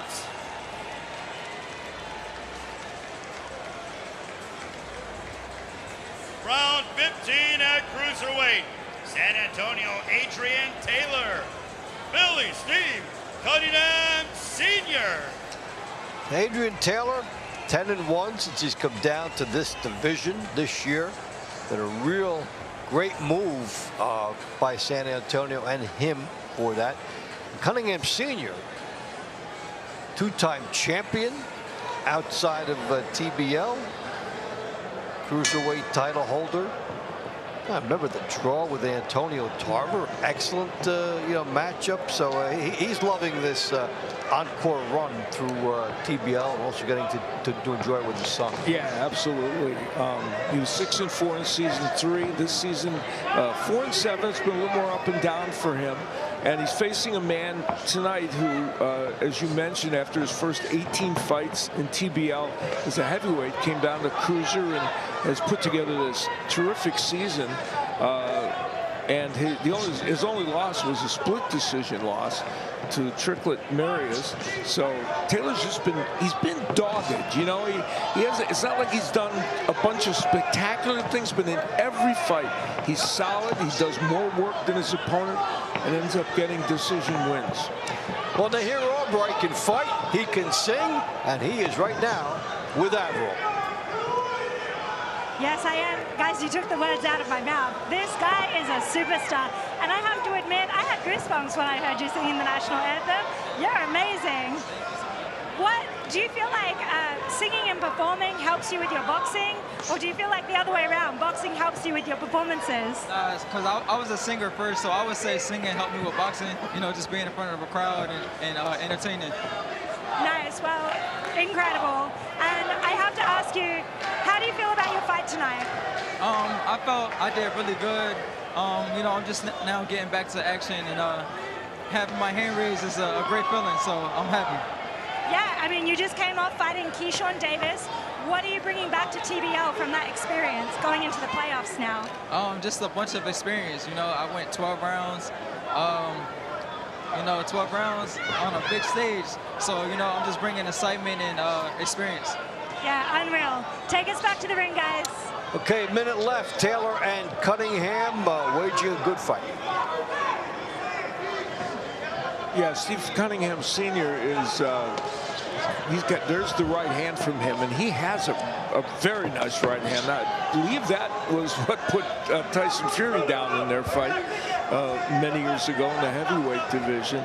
A big shocking moment.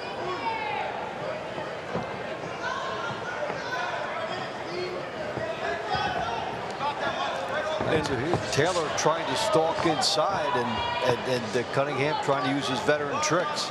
Yeah, Cunningham has kind of deadened portions of this round, and which he wanted to do, so that he wasn't, you know, the Taylor work rate wasn't getting to him. There's a big right by Taylor. That was his best punch of the round. Cunningham took it well, though, and now Cunningham ripping back with his own right. So this has been an interesting round of boxing. A veteran who knew he had to answer that. Very good point, Dave, especially at the end of the round, because that Taylor right hand was so visible to the judges. And we look back, and they went after it. There's that right hand that stunned Cunningham, but Taylor didn't really follow up on that punch, and that gave Cunningham a chance to kind of refocus and land his own right hand.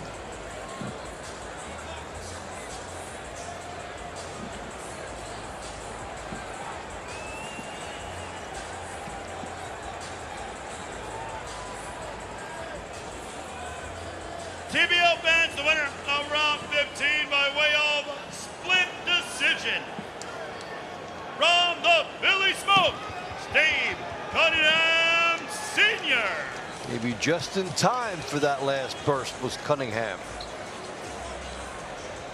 Our final middle round will be in the heavyweight division. San Antonio Travorez Bean, Billy Concha Nathan. All right, so Veen lost earlier to Eric Ross. Try to get even here.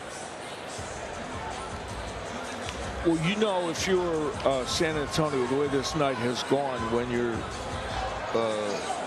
top cruiserweight with a 10-1 record ends up losing in this fight in a very close decision. So that's kind of an indication that things are not going the way you want them to go. And Philadelphia has burst out to its 14-4 margin. Good solid effort up and down by this team. There has been one KO, Stacia Suttles, but even you take away the 3 bonus points for that, you're still looking at a solid performance by Philly. And this was our round to watch because we've kind of felt that this could create some fireworks. We'll see if it does. Nathan has been involved in exciting fights. He's had a roller coaster year. He's knocked out of the ring by Devin Young at one point. He won by KO over Mike Serrani. He survived a war with Dusan Veletic and won it. He, you know, in his career, he's got 5 stoppage wins, which is a lot in team boxing. So it really is in this one-round format. He is battle-hardened, and we've seen that Veen can explode. Yep. So this is a situation, and we've often seen in round 16 in many of our previous broadcasts something dramatic happen and shift the outcome of the event. Yeah, Veen, we mentioned that 5-point night against Jarvis Jones earlier in the year when he had a TKO win and also won. So he's normally, you know, and he wants to get on the inside where he could be active, but hasn't been able to get past that jab of Concha Jones, who's kind of keeping him at bay a little bit with it. There's Veen trying with the right hook. Nathan just showing him the jab as if he'll load up, and he does try to there. I think Traverse Veen is being, respectful of the power of Nathan. But for him, the safer place, I think, is for Veen to get on the inside where he can be active and move his hands and throw really good body punches, which is what he has. Nathan switching to lefty, which we don't always see from him.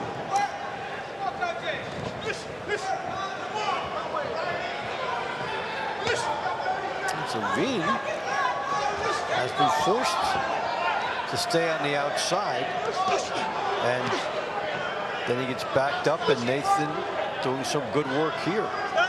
Yeah, and remember in the first round where Veen did some good work in the inside against taller Eric Ross. You would have thought in this configuration against the shorter, stockier, coming inside Nathan, he would have been in there inside battling more. Good work, straight left hand break Veen right at the end of the round, but that was one of the few good offensive moments he had.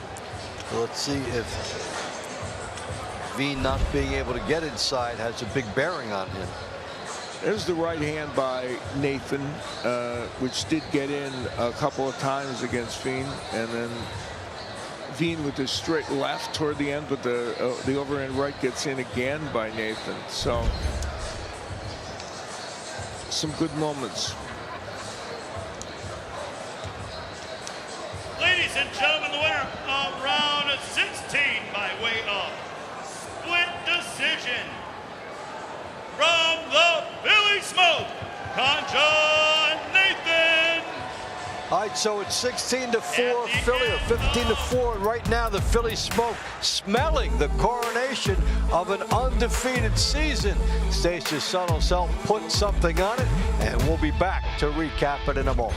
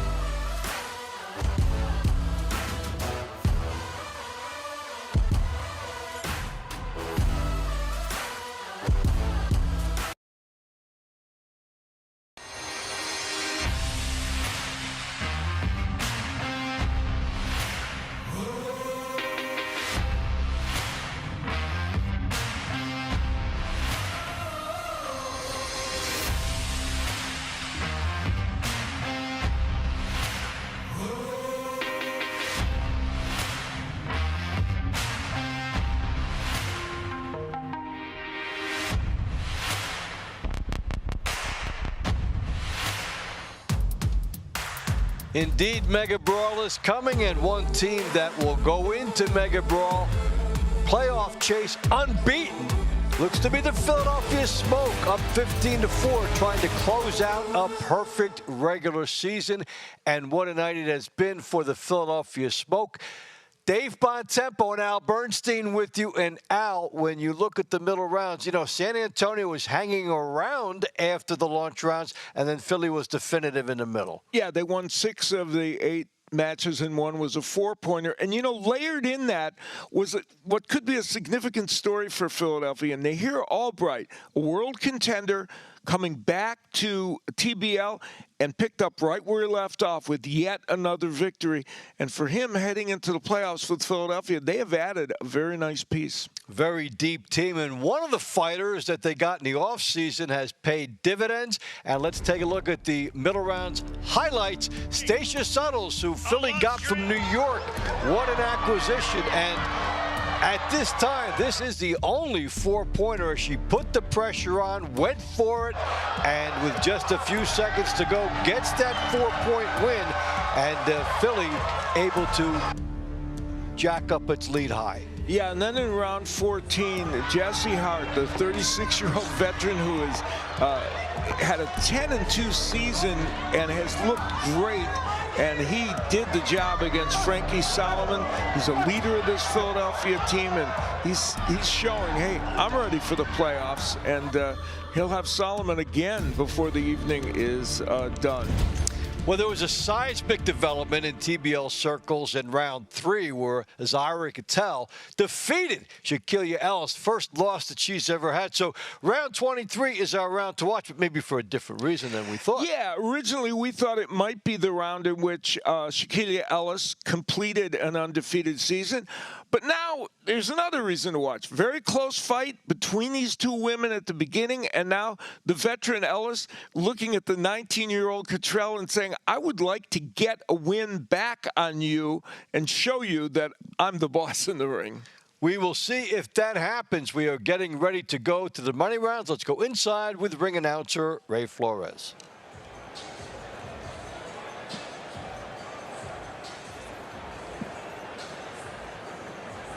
TBL fans, it is time to begin the money rounds between the San Antonio Snipers and Philly Smoke. Round 17 in the featherweight division. San Antonio, Jason Wallace. Philly, Rasheen Brown. It's in their first matchup, won by Rasheen Brown. Just too much polish by this Philadelphia fighter. And we talked about what could have been an important moment for Ellis. Well, we did have an important moment with Rasheen Brown where he got his 40th win as a TBL cast member. That is pretty huge. The league is 4 years old, so you get a number like that. It's something to be really proud. We've made, of course, a significant deal when fighters have cleared the 30 mark this year, but to get to 40, hats off. Hats off to Rasheen Brown. And Jason Wallace, you know, this 19-year-old, and there you see some of the point getters in this weight class, and Rasheen Brown right there at the top, along with Johnson. And Jason Wallace, the 19-year-old, really came in against a veteran. He came up short in that, but that's valuable experience for him. And let's see how he does in this replay of their fight. Yes, and this is somebody he might fight later in the playoffs. Yes. If each team gets past their first round matchups, this is a projected semifinal. So also, you 19, hey, you lost. Let's see what you take in with you. And you're absolutely right about the valuable experience. Now, the Brown right hook is still landing. That became a good weapon for him in that first round, and he's still getting it home against his opponent. And for Wallace, that's a trouble area for him.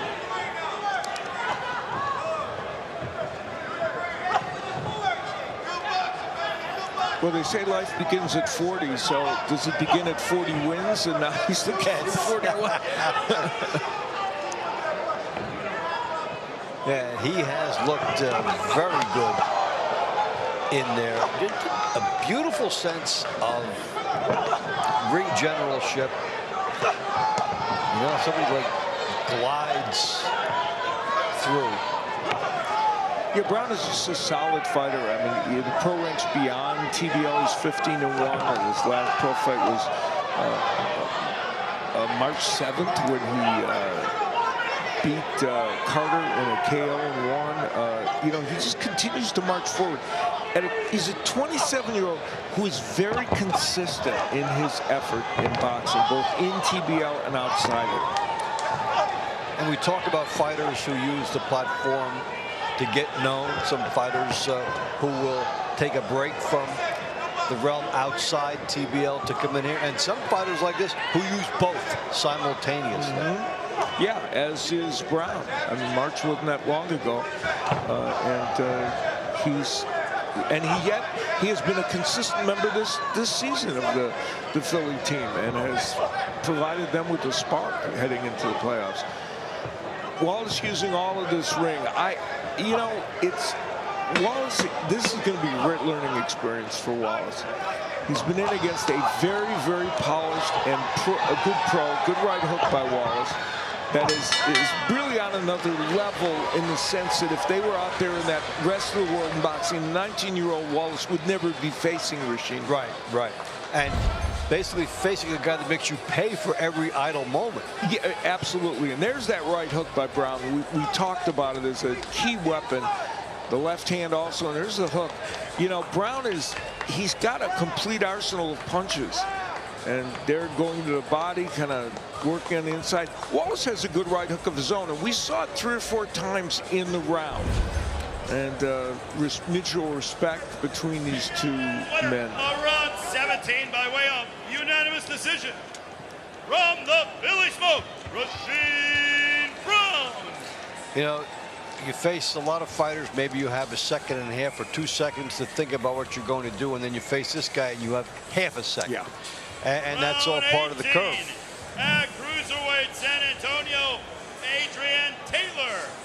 Billy Steve Cunningham Sr. Yeah, we've seen this one. And Cunningham coming up with a close win, so let's see how they do it here. Yeah, only the second loss for Taylor this season to go along with his 10 wins.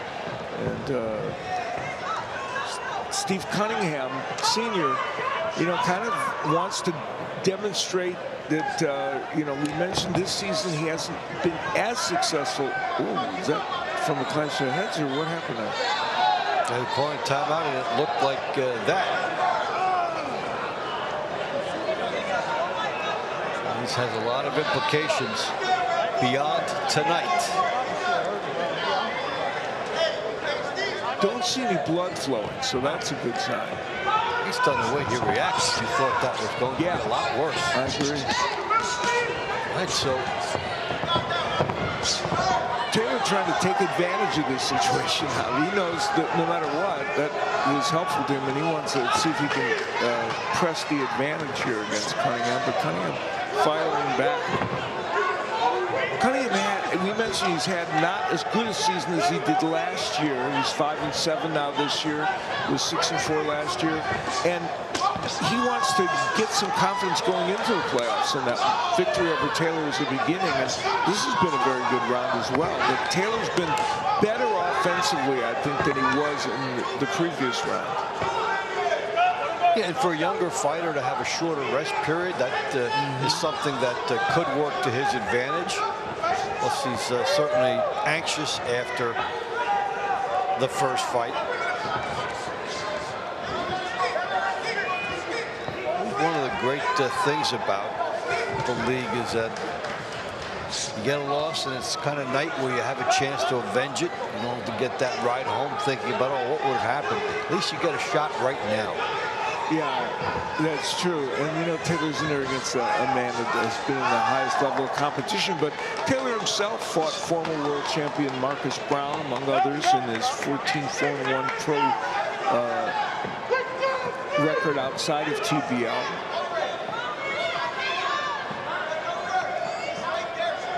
Taylor's not used his jab as much in this fight as we've seen in other fights. He uses that piston-like jab to just steadily work his way in and land some right hands. And keep the pressure on. There it is, right there. And what did they do? It set up the right.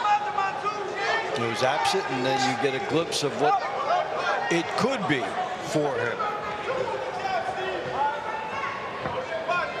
He's had a better offensive round, I think, in this round. But Cunningham's done some good work as well. But at least we've seen Taylor getting off first more than in the first round that they went against each other. I think the reach of Cunningham has been a little bit of a problem for him. Yeah, Cunningham's even though Taylor fought at heavyweight before, he was never really a heavyweight, and Cunningham's a big cruiserweight. Or a big, big for this division.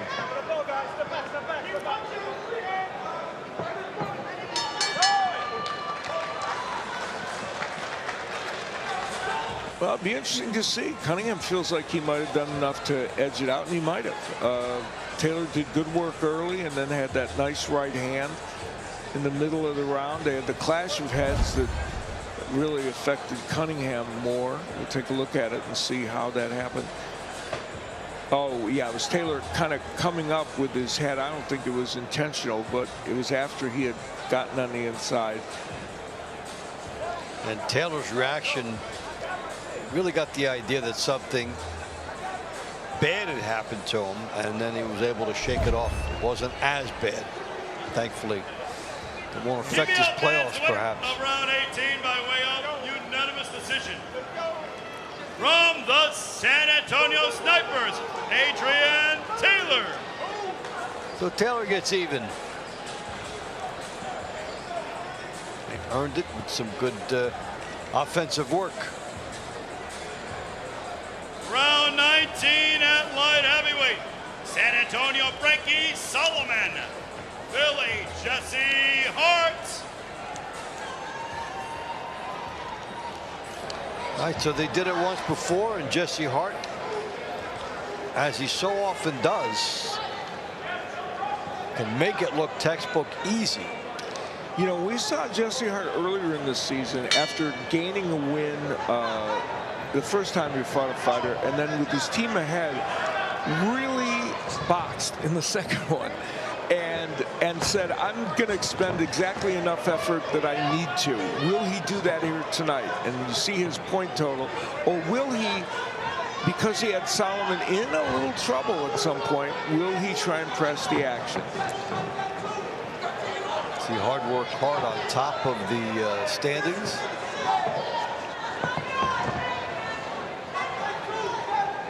And you've got fighters like Hart, Rasheed Brown, and Shaquille Ellis before tonight, who have made so many of their fights look so easy with that Philly sense of movement, timing, and knowledge of the ring.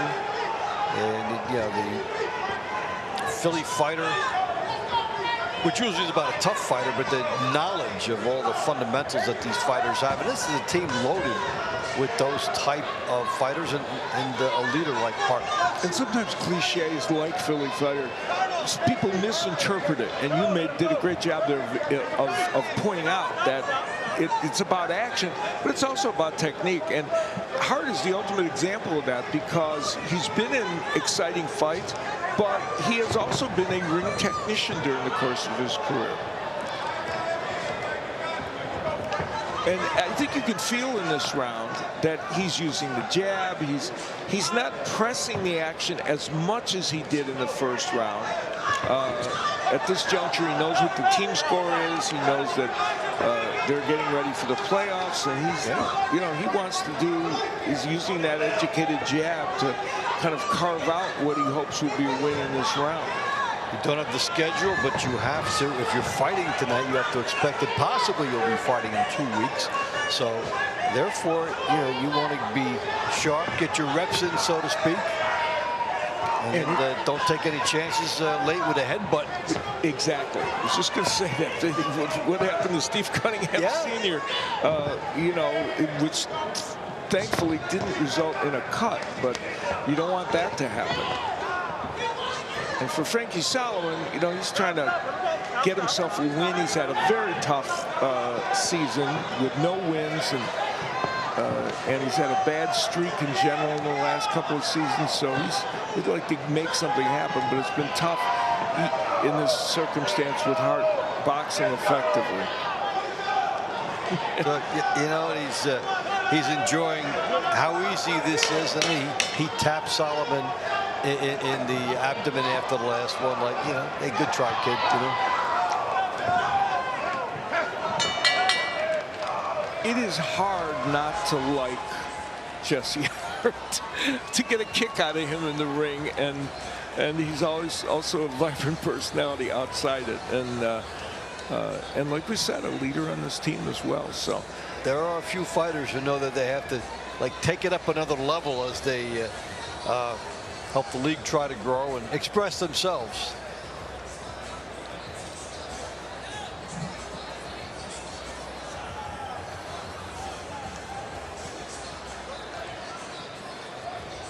And the more this grows, this thing, more it's a statement for Philadelphia. Ladies and gentlemen, the winner of round 19 by way of split decision from the Philly Smoke, Jesse Hart.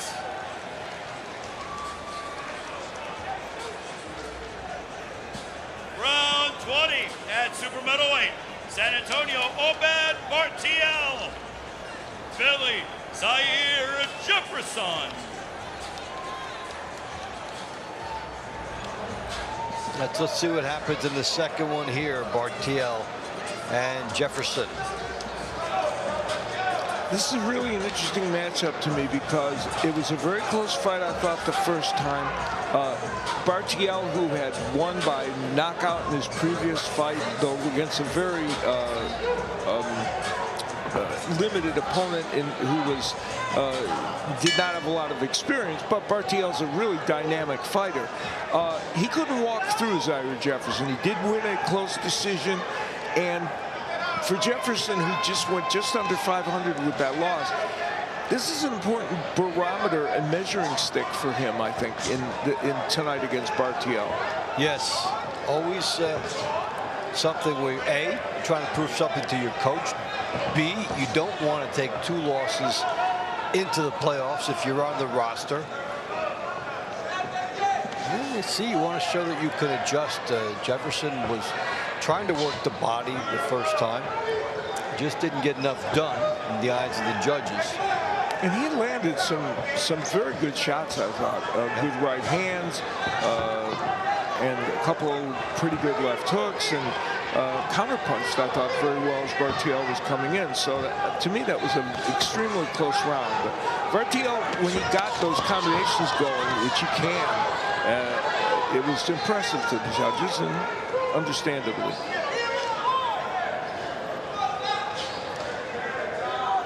He is one of these fighters that within a round can get on a roll, put a lot together in a short period of time, and either change a fight totally or steal it.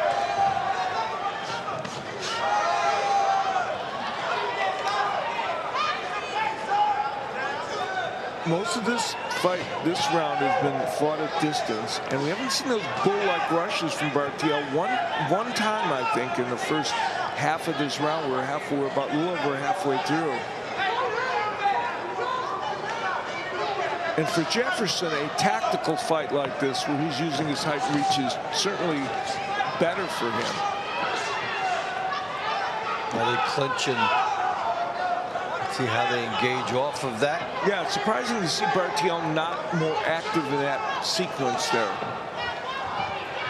Now we get Jefferson initiating the clinch, and then they try to punch their way out of it. He found an opening and did score with a grazing right hand.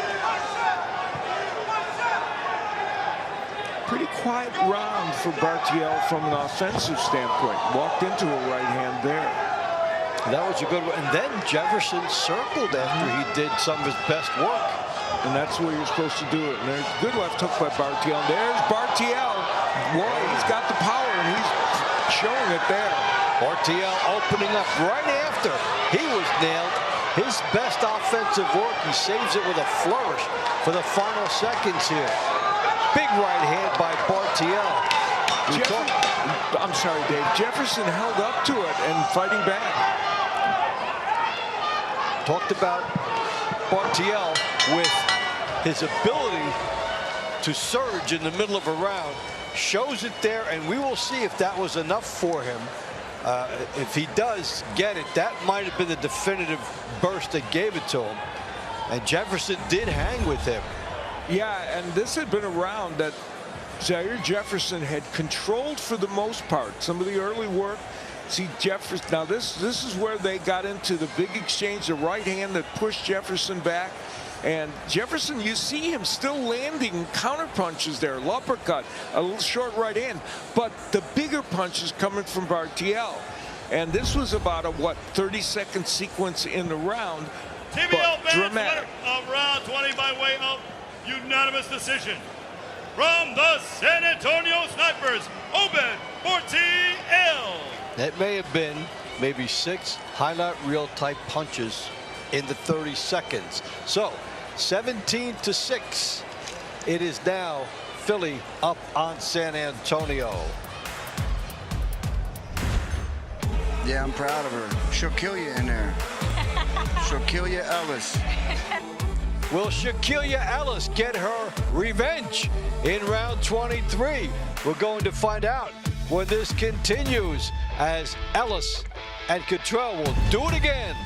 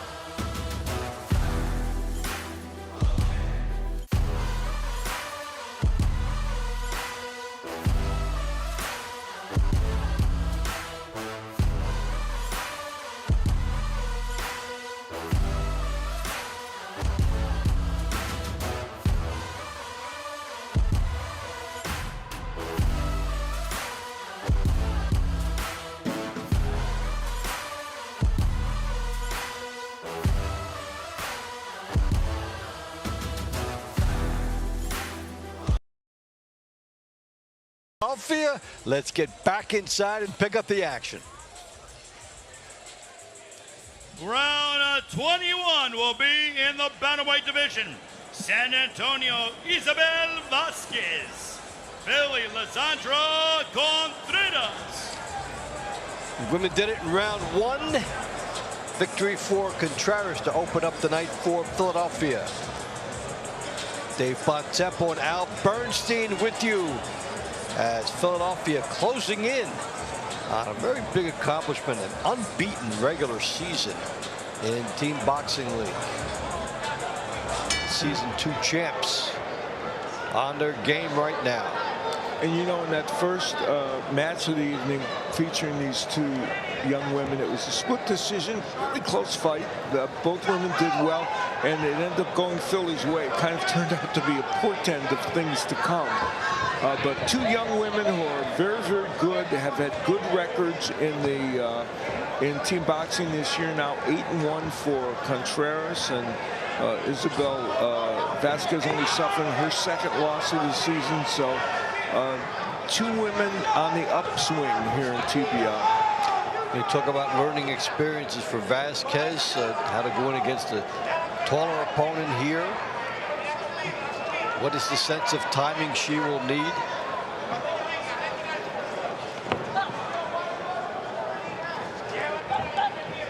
And it's interesting because these two women are essentially at the same stage of their career. They're 1 year apart in age, in their early 20s, and one difference between the pro fights they have outside of TBL, and both having success here in TBL. Good work by Contreras with those combinations. We're seeing some speed and power from Contreras, and a real good sense of punching timing there. There's a good right hand by Contreras, backing Vasquez up, and now making a bid to try and take over the fight. Here's Contreras loading up. Vasquez back. The action is fast right now as Contreras has changed the pace of this fight. This is the Contreras we've seen more often. She is sharp offensively. In the first round between these two women, she was having a hard time landing those kind of shots. She is now like a laser beam now with that right hand. She is landing some hard shots, maybe even thinking about bonus points. Good right hand. We've seen it only once tonight with Stacia Suttles. And here is Contreras. Really doing a great adjustment here in this one. This Philadelphia women's contingent is terrific, and Contreras is a big part of that. She is, developed this year, and she's a young woman who adds to Ellis and Suttles in a big way, the two veterans. This is quite a threat that Philadelphia will have heading into the postseason. And this second round against Vasquez is kind of a statement for Contreras, because she's performed very well this year. But Vasquez, rightfully, who came in here with only one loss, they had a really close fight in that first round. Now here's Contreras saying, I want to show you separation here. Yeah, really a definitive moment here for Contreras, and when it happened, maybe just as important as how it happened. What a way to go out of the regular season. A terrific job by her. Yes, the hand speed, the power, the combination punching, and a very, diverse arsenal of offensive weapons. Good hooks to the body. The straight right hand became just a major weapon. She landed at so much, but mixed in other punches as well.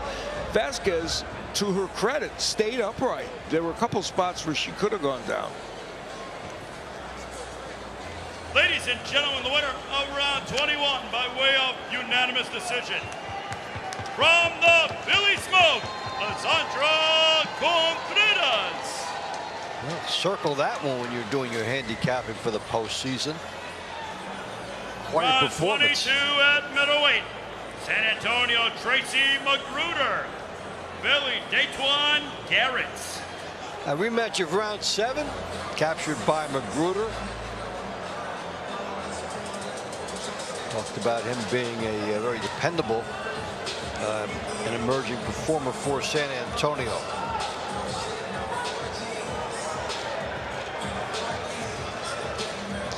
Hey, one thing that you come out of here and you look at what has been the one-sidedness of it. This is why teams jockey for playoff position, so that they don't have to face a Philadelphia #1 seed first. Now, San Antonio safely put away in the #4 place, and right now they may be very happy about that spot. Yeah, but they are in the same bracket as Philadelphia, so the second time through they would have to face it, but potentially have to face if you slide down and you're in the #8 spot, he's going to face them right away. Yeah, no, you're right though. That positioning does help them. And here's the other thing: coming off this night, which has not gone well at all for San Antonio, you want a chance to kind of refurbish yourself and get yourself back with a win against somebody and build up your team confidence again. And you come out of this saying, look, this is what we have to do if we want to win the Mega Brawl. Right in front of us tonight. Make some adjustments. This has been a great Philly team effort, and we can't say that anybody for San Antonio not performing. It's just Philly rising up and being Philly. Yeah, especially in the launch rounds. I mean, we had very, very close fights, and we've had some throughout. So yeah, we made the point after the launch rounds. Two good teams that were competing, but Philadelphia stepped up in those middle rounds and into the money rounds.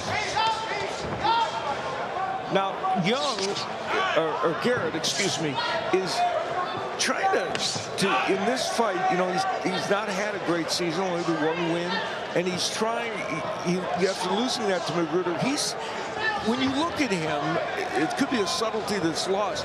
He has really stepped up his effort in this second round. I don't know if he's winning this against Magruder, but he is really making a better offensive effort.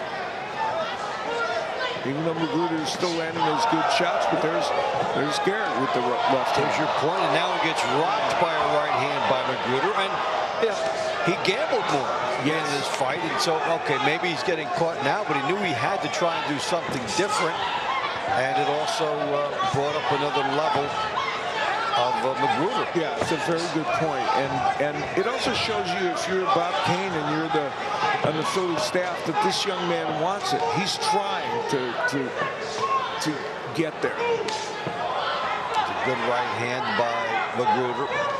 Yeah, that Magruder right is a terrific weapon for him, and Magruder has made so many strides this year. He's going to close out this regular season with 2 excellent performances. And you get the sense that he will be a 4-point threat for San Antonio in its playoff matches, as he had some good power and good moves tonight. I broke a little sweat that time. It's my birthday. I'm an old man, 35. Yeah, he's still very personable, Tracy Magruder. It's his birthday. Happy birthday, then. Yeah, there you go. Once he got the offense going in that round against Garrett, he started cranking up those right hands and landing some big ones. After Garrett had gotten a few things done offensively, and, as you said, been more aggressive. TBL fans, the winner of round 22 by way of unanimous decision. From San Antonio, Tracy Magruder. You have to win on your birthday. Tracy Magruder gets a double. Round 23 at featherweight for San Antonio, Azariah Cottrell, Philly, Shaquille Ellis. All right, will Ellis turn the tables, or will Cottrell make it a double against the signature fighter in the women's division of TBL? Hey, you look at the range and power that Cottrell has, and definitely an emerging star in this league, and that was a big moment to get over. And this is a moment that Shaquille Ellis has never faced, coming into a fight after she lost. In TBL. So this is unique for her. And remember, Cottrell said in the interview she was going to try and put on even a little more pressure. We'll see if that's the case. That first round was obviously very close and could have gone either way. And Cottrell had some late offense. May have pushed her over the top. She got that big, powerful right hand and also a left hook. Saw some video of her, the hand speed and the power, almost blinding when she gets it together. And we haven't had to see all that blinding hand speed in a lot of these fights. We've seen some good power in boxing from Cottrell, but that speed is there.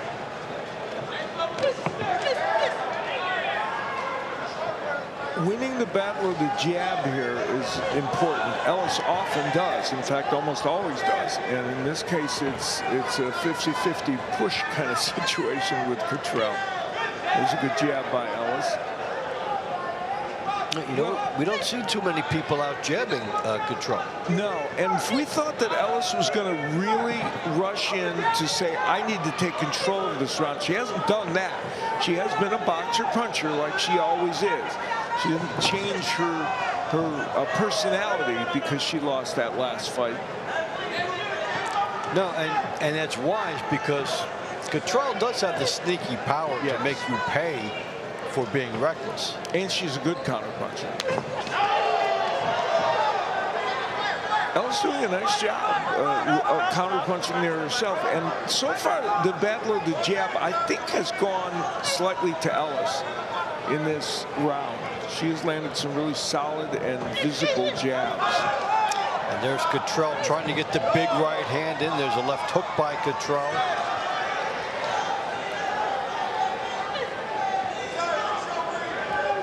The one thing that tonight has told us, the moment not too big for this 19-year-old. No, we thought all season long, at some point, she could possibly be the ruler of this division. Didn't know when it would come.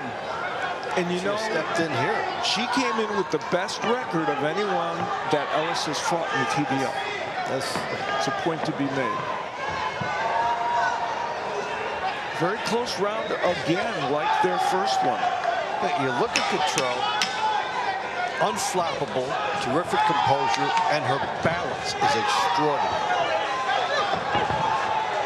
You don't get her out of position. All right, well, the judges have another little quandary in front of them. Well, Shaquille Ellis certainly feels like she deserves this decision. But it was a close round. Good right hand there by Ellis. And followed the jab, and her jab was that one. Those ended up a little short, but she really landed those, and there's a beauty that she landed. Cottrell had her moments as well in this match. Good defense by Ellis there, obviously.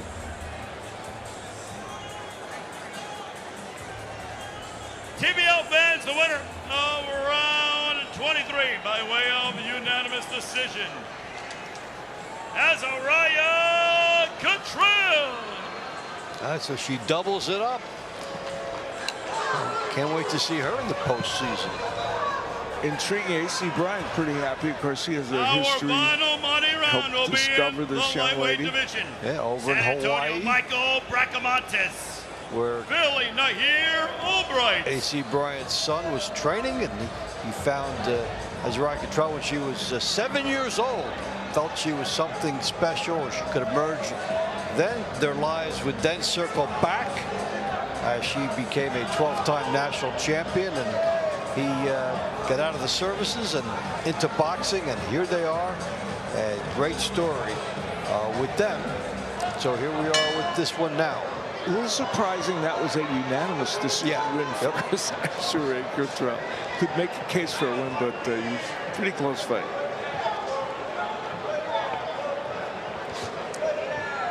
So Bracamontes and Albright, it was a good one the first time around. Yeah, and Nahir Albright, you know, we mentioned during our break that getting him back, and for him getting these 2 rounds in, I think important for him to get back in this format. You know, he had his fight with Keyshawn Davis not too long ago. He's been fighting at the top level of 135 and 140. And if he's going to make this playoff run with Philly, which apparently he is, getting back involved, he needs to get the reps in the round. But boy, he's looked sharp tonight, hasn't he? It really has. So the movements back and forth almost seems refreshed by the time away. Yeah, very good point. And it hasn't, you know, it was enough months, not a super long layoff, but just enough to get refreshed. Bracamontes is a good fighter. You know, he's a solid pro who you know, had good moments here in TBL. So this is a real, you know, good test for Nahir Albright. Jab in the right hand by Albright. Throws the paranoia right hand just to keep him off. And just a good sense of instinct. And all the fighters on this Philadelphia team. And, you know, Bracamontes, you know, that loss pushed him underneath 500. And 3 of his 4 losses this season were by split decision. So he's had a lot of close and good fights. And his last time out against a very good fighter, Jason Alpo, he split. So he's a very solid guy and somebody that will be involved in San Antonio's playoff hopes. But you know, there's levels, right? And Nahir Albright's fought at the top level of 135 and 140. And Bracamontes outside TBL has not. He's been a good fighter, but hasn't been there.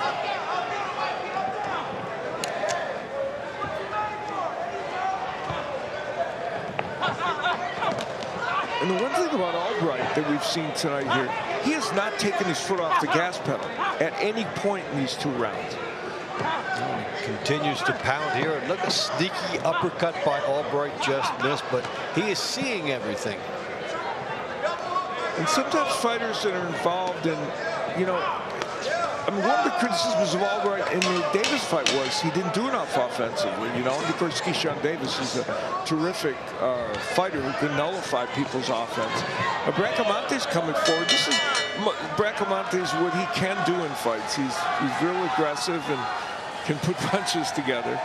Put up a good effort. He did. Philly doing the na-na, hey song.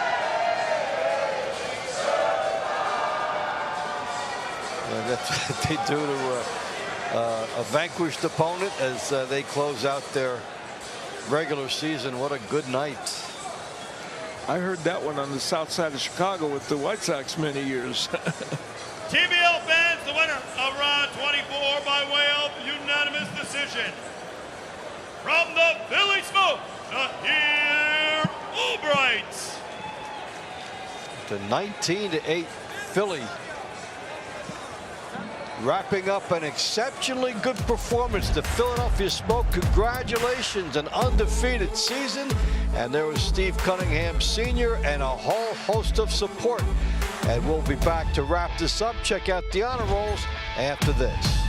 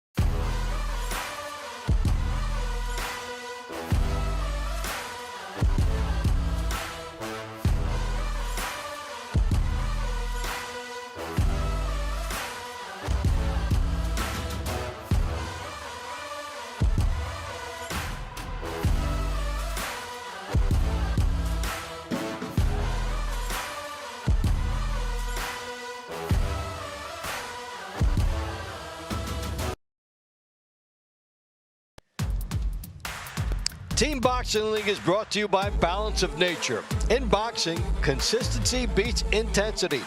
Balance of Nature supplements help you stay consistent with ingredients of whole foods you can easily slot into your daily routine. Go to balanceofnature.com, use code TEAM, and start today. Well, a Balance of Nature star of the fight, somebody who came over, made a major impact on this Philly team all year and tonight. Stacia Settles got the job done in her fight against Davila, and she scored a 4-point win to make herself the leading point getter at 140 pounds and turn a 4-point difference in the fight to an 8-point. All right, so that ignited the Philadelphia bench, and a little while later they would have that undefeated season. Let's go inside and check out who made the honor roll. Ladies and gentlemen, from Harris Casino here in Philadelphia, PA, your final score, the Philly Smoke 19, the San Antonio Snipers 8. Here are your 3 stars of the fight. Number 3 star, San Antonio Snipers featherweight, Azariah Cottrell. Number 2 star, Philly Smoke featherweight, Rasheed Brown. Balance of nature #1 star, Philly Smoke super lightweight, Stacia Suttles. Round of the night, number 20, between Obed Bartiel and Zaira Jefferson.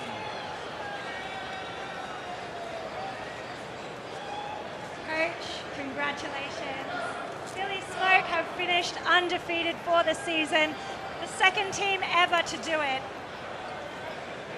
How did you do it? Rasheem Brown, first fighter to have 40 wins. Stacia Suttles, pound for pound. That's how we did it. Well, solid team. Excited to see you guys in the playoffs.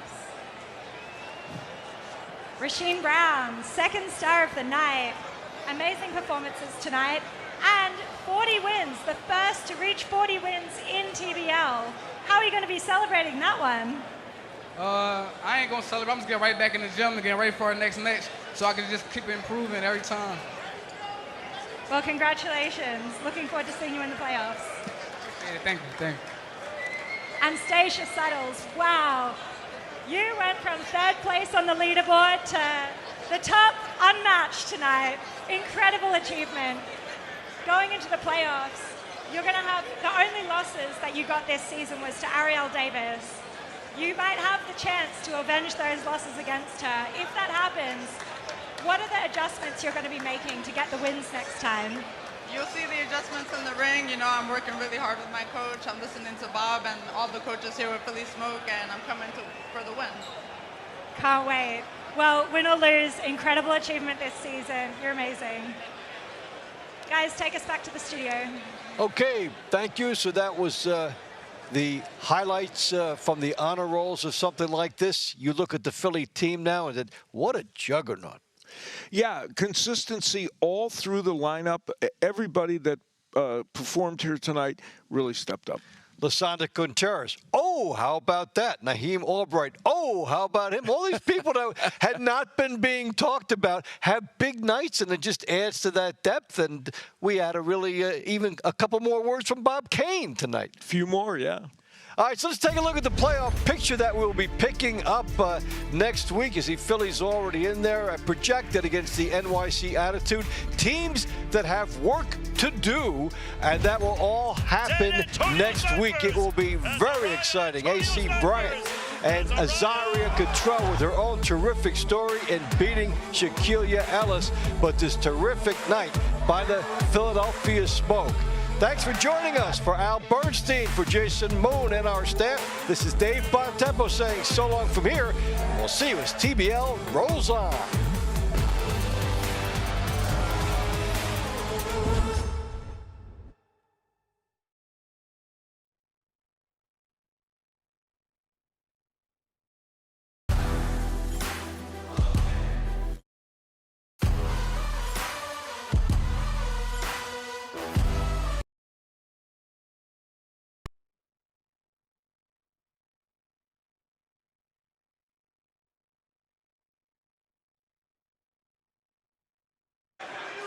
I am ringside with Azaria.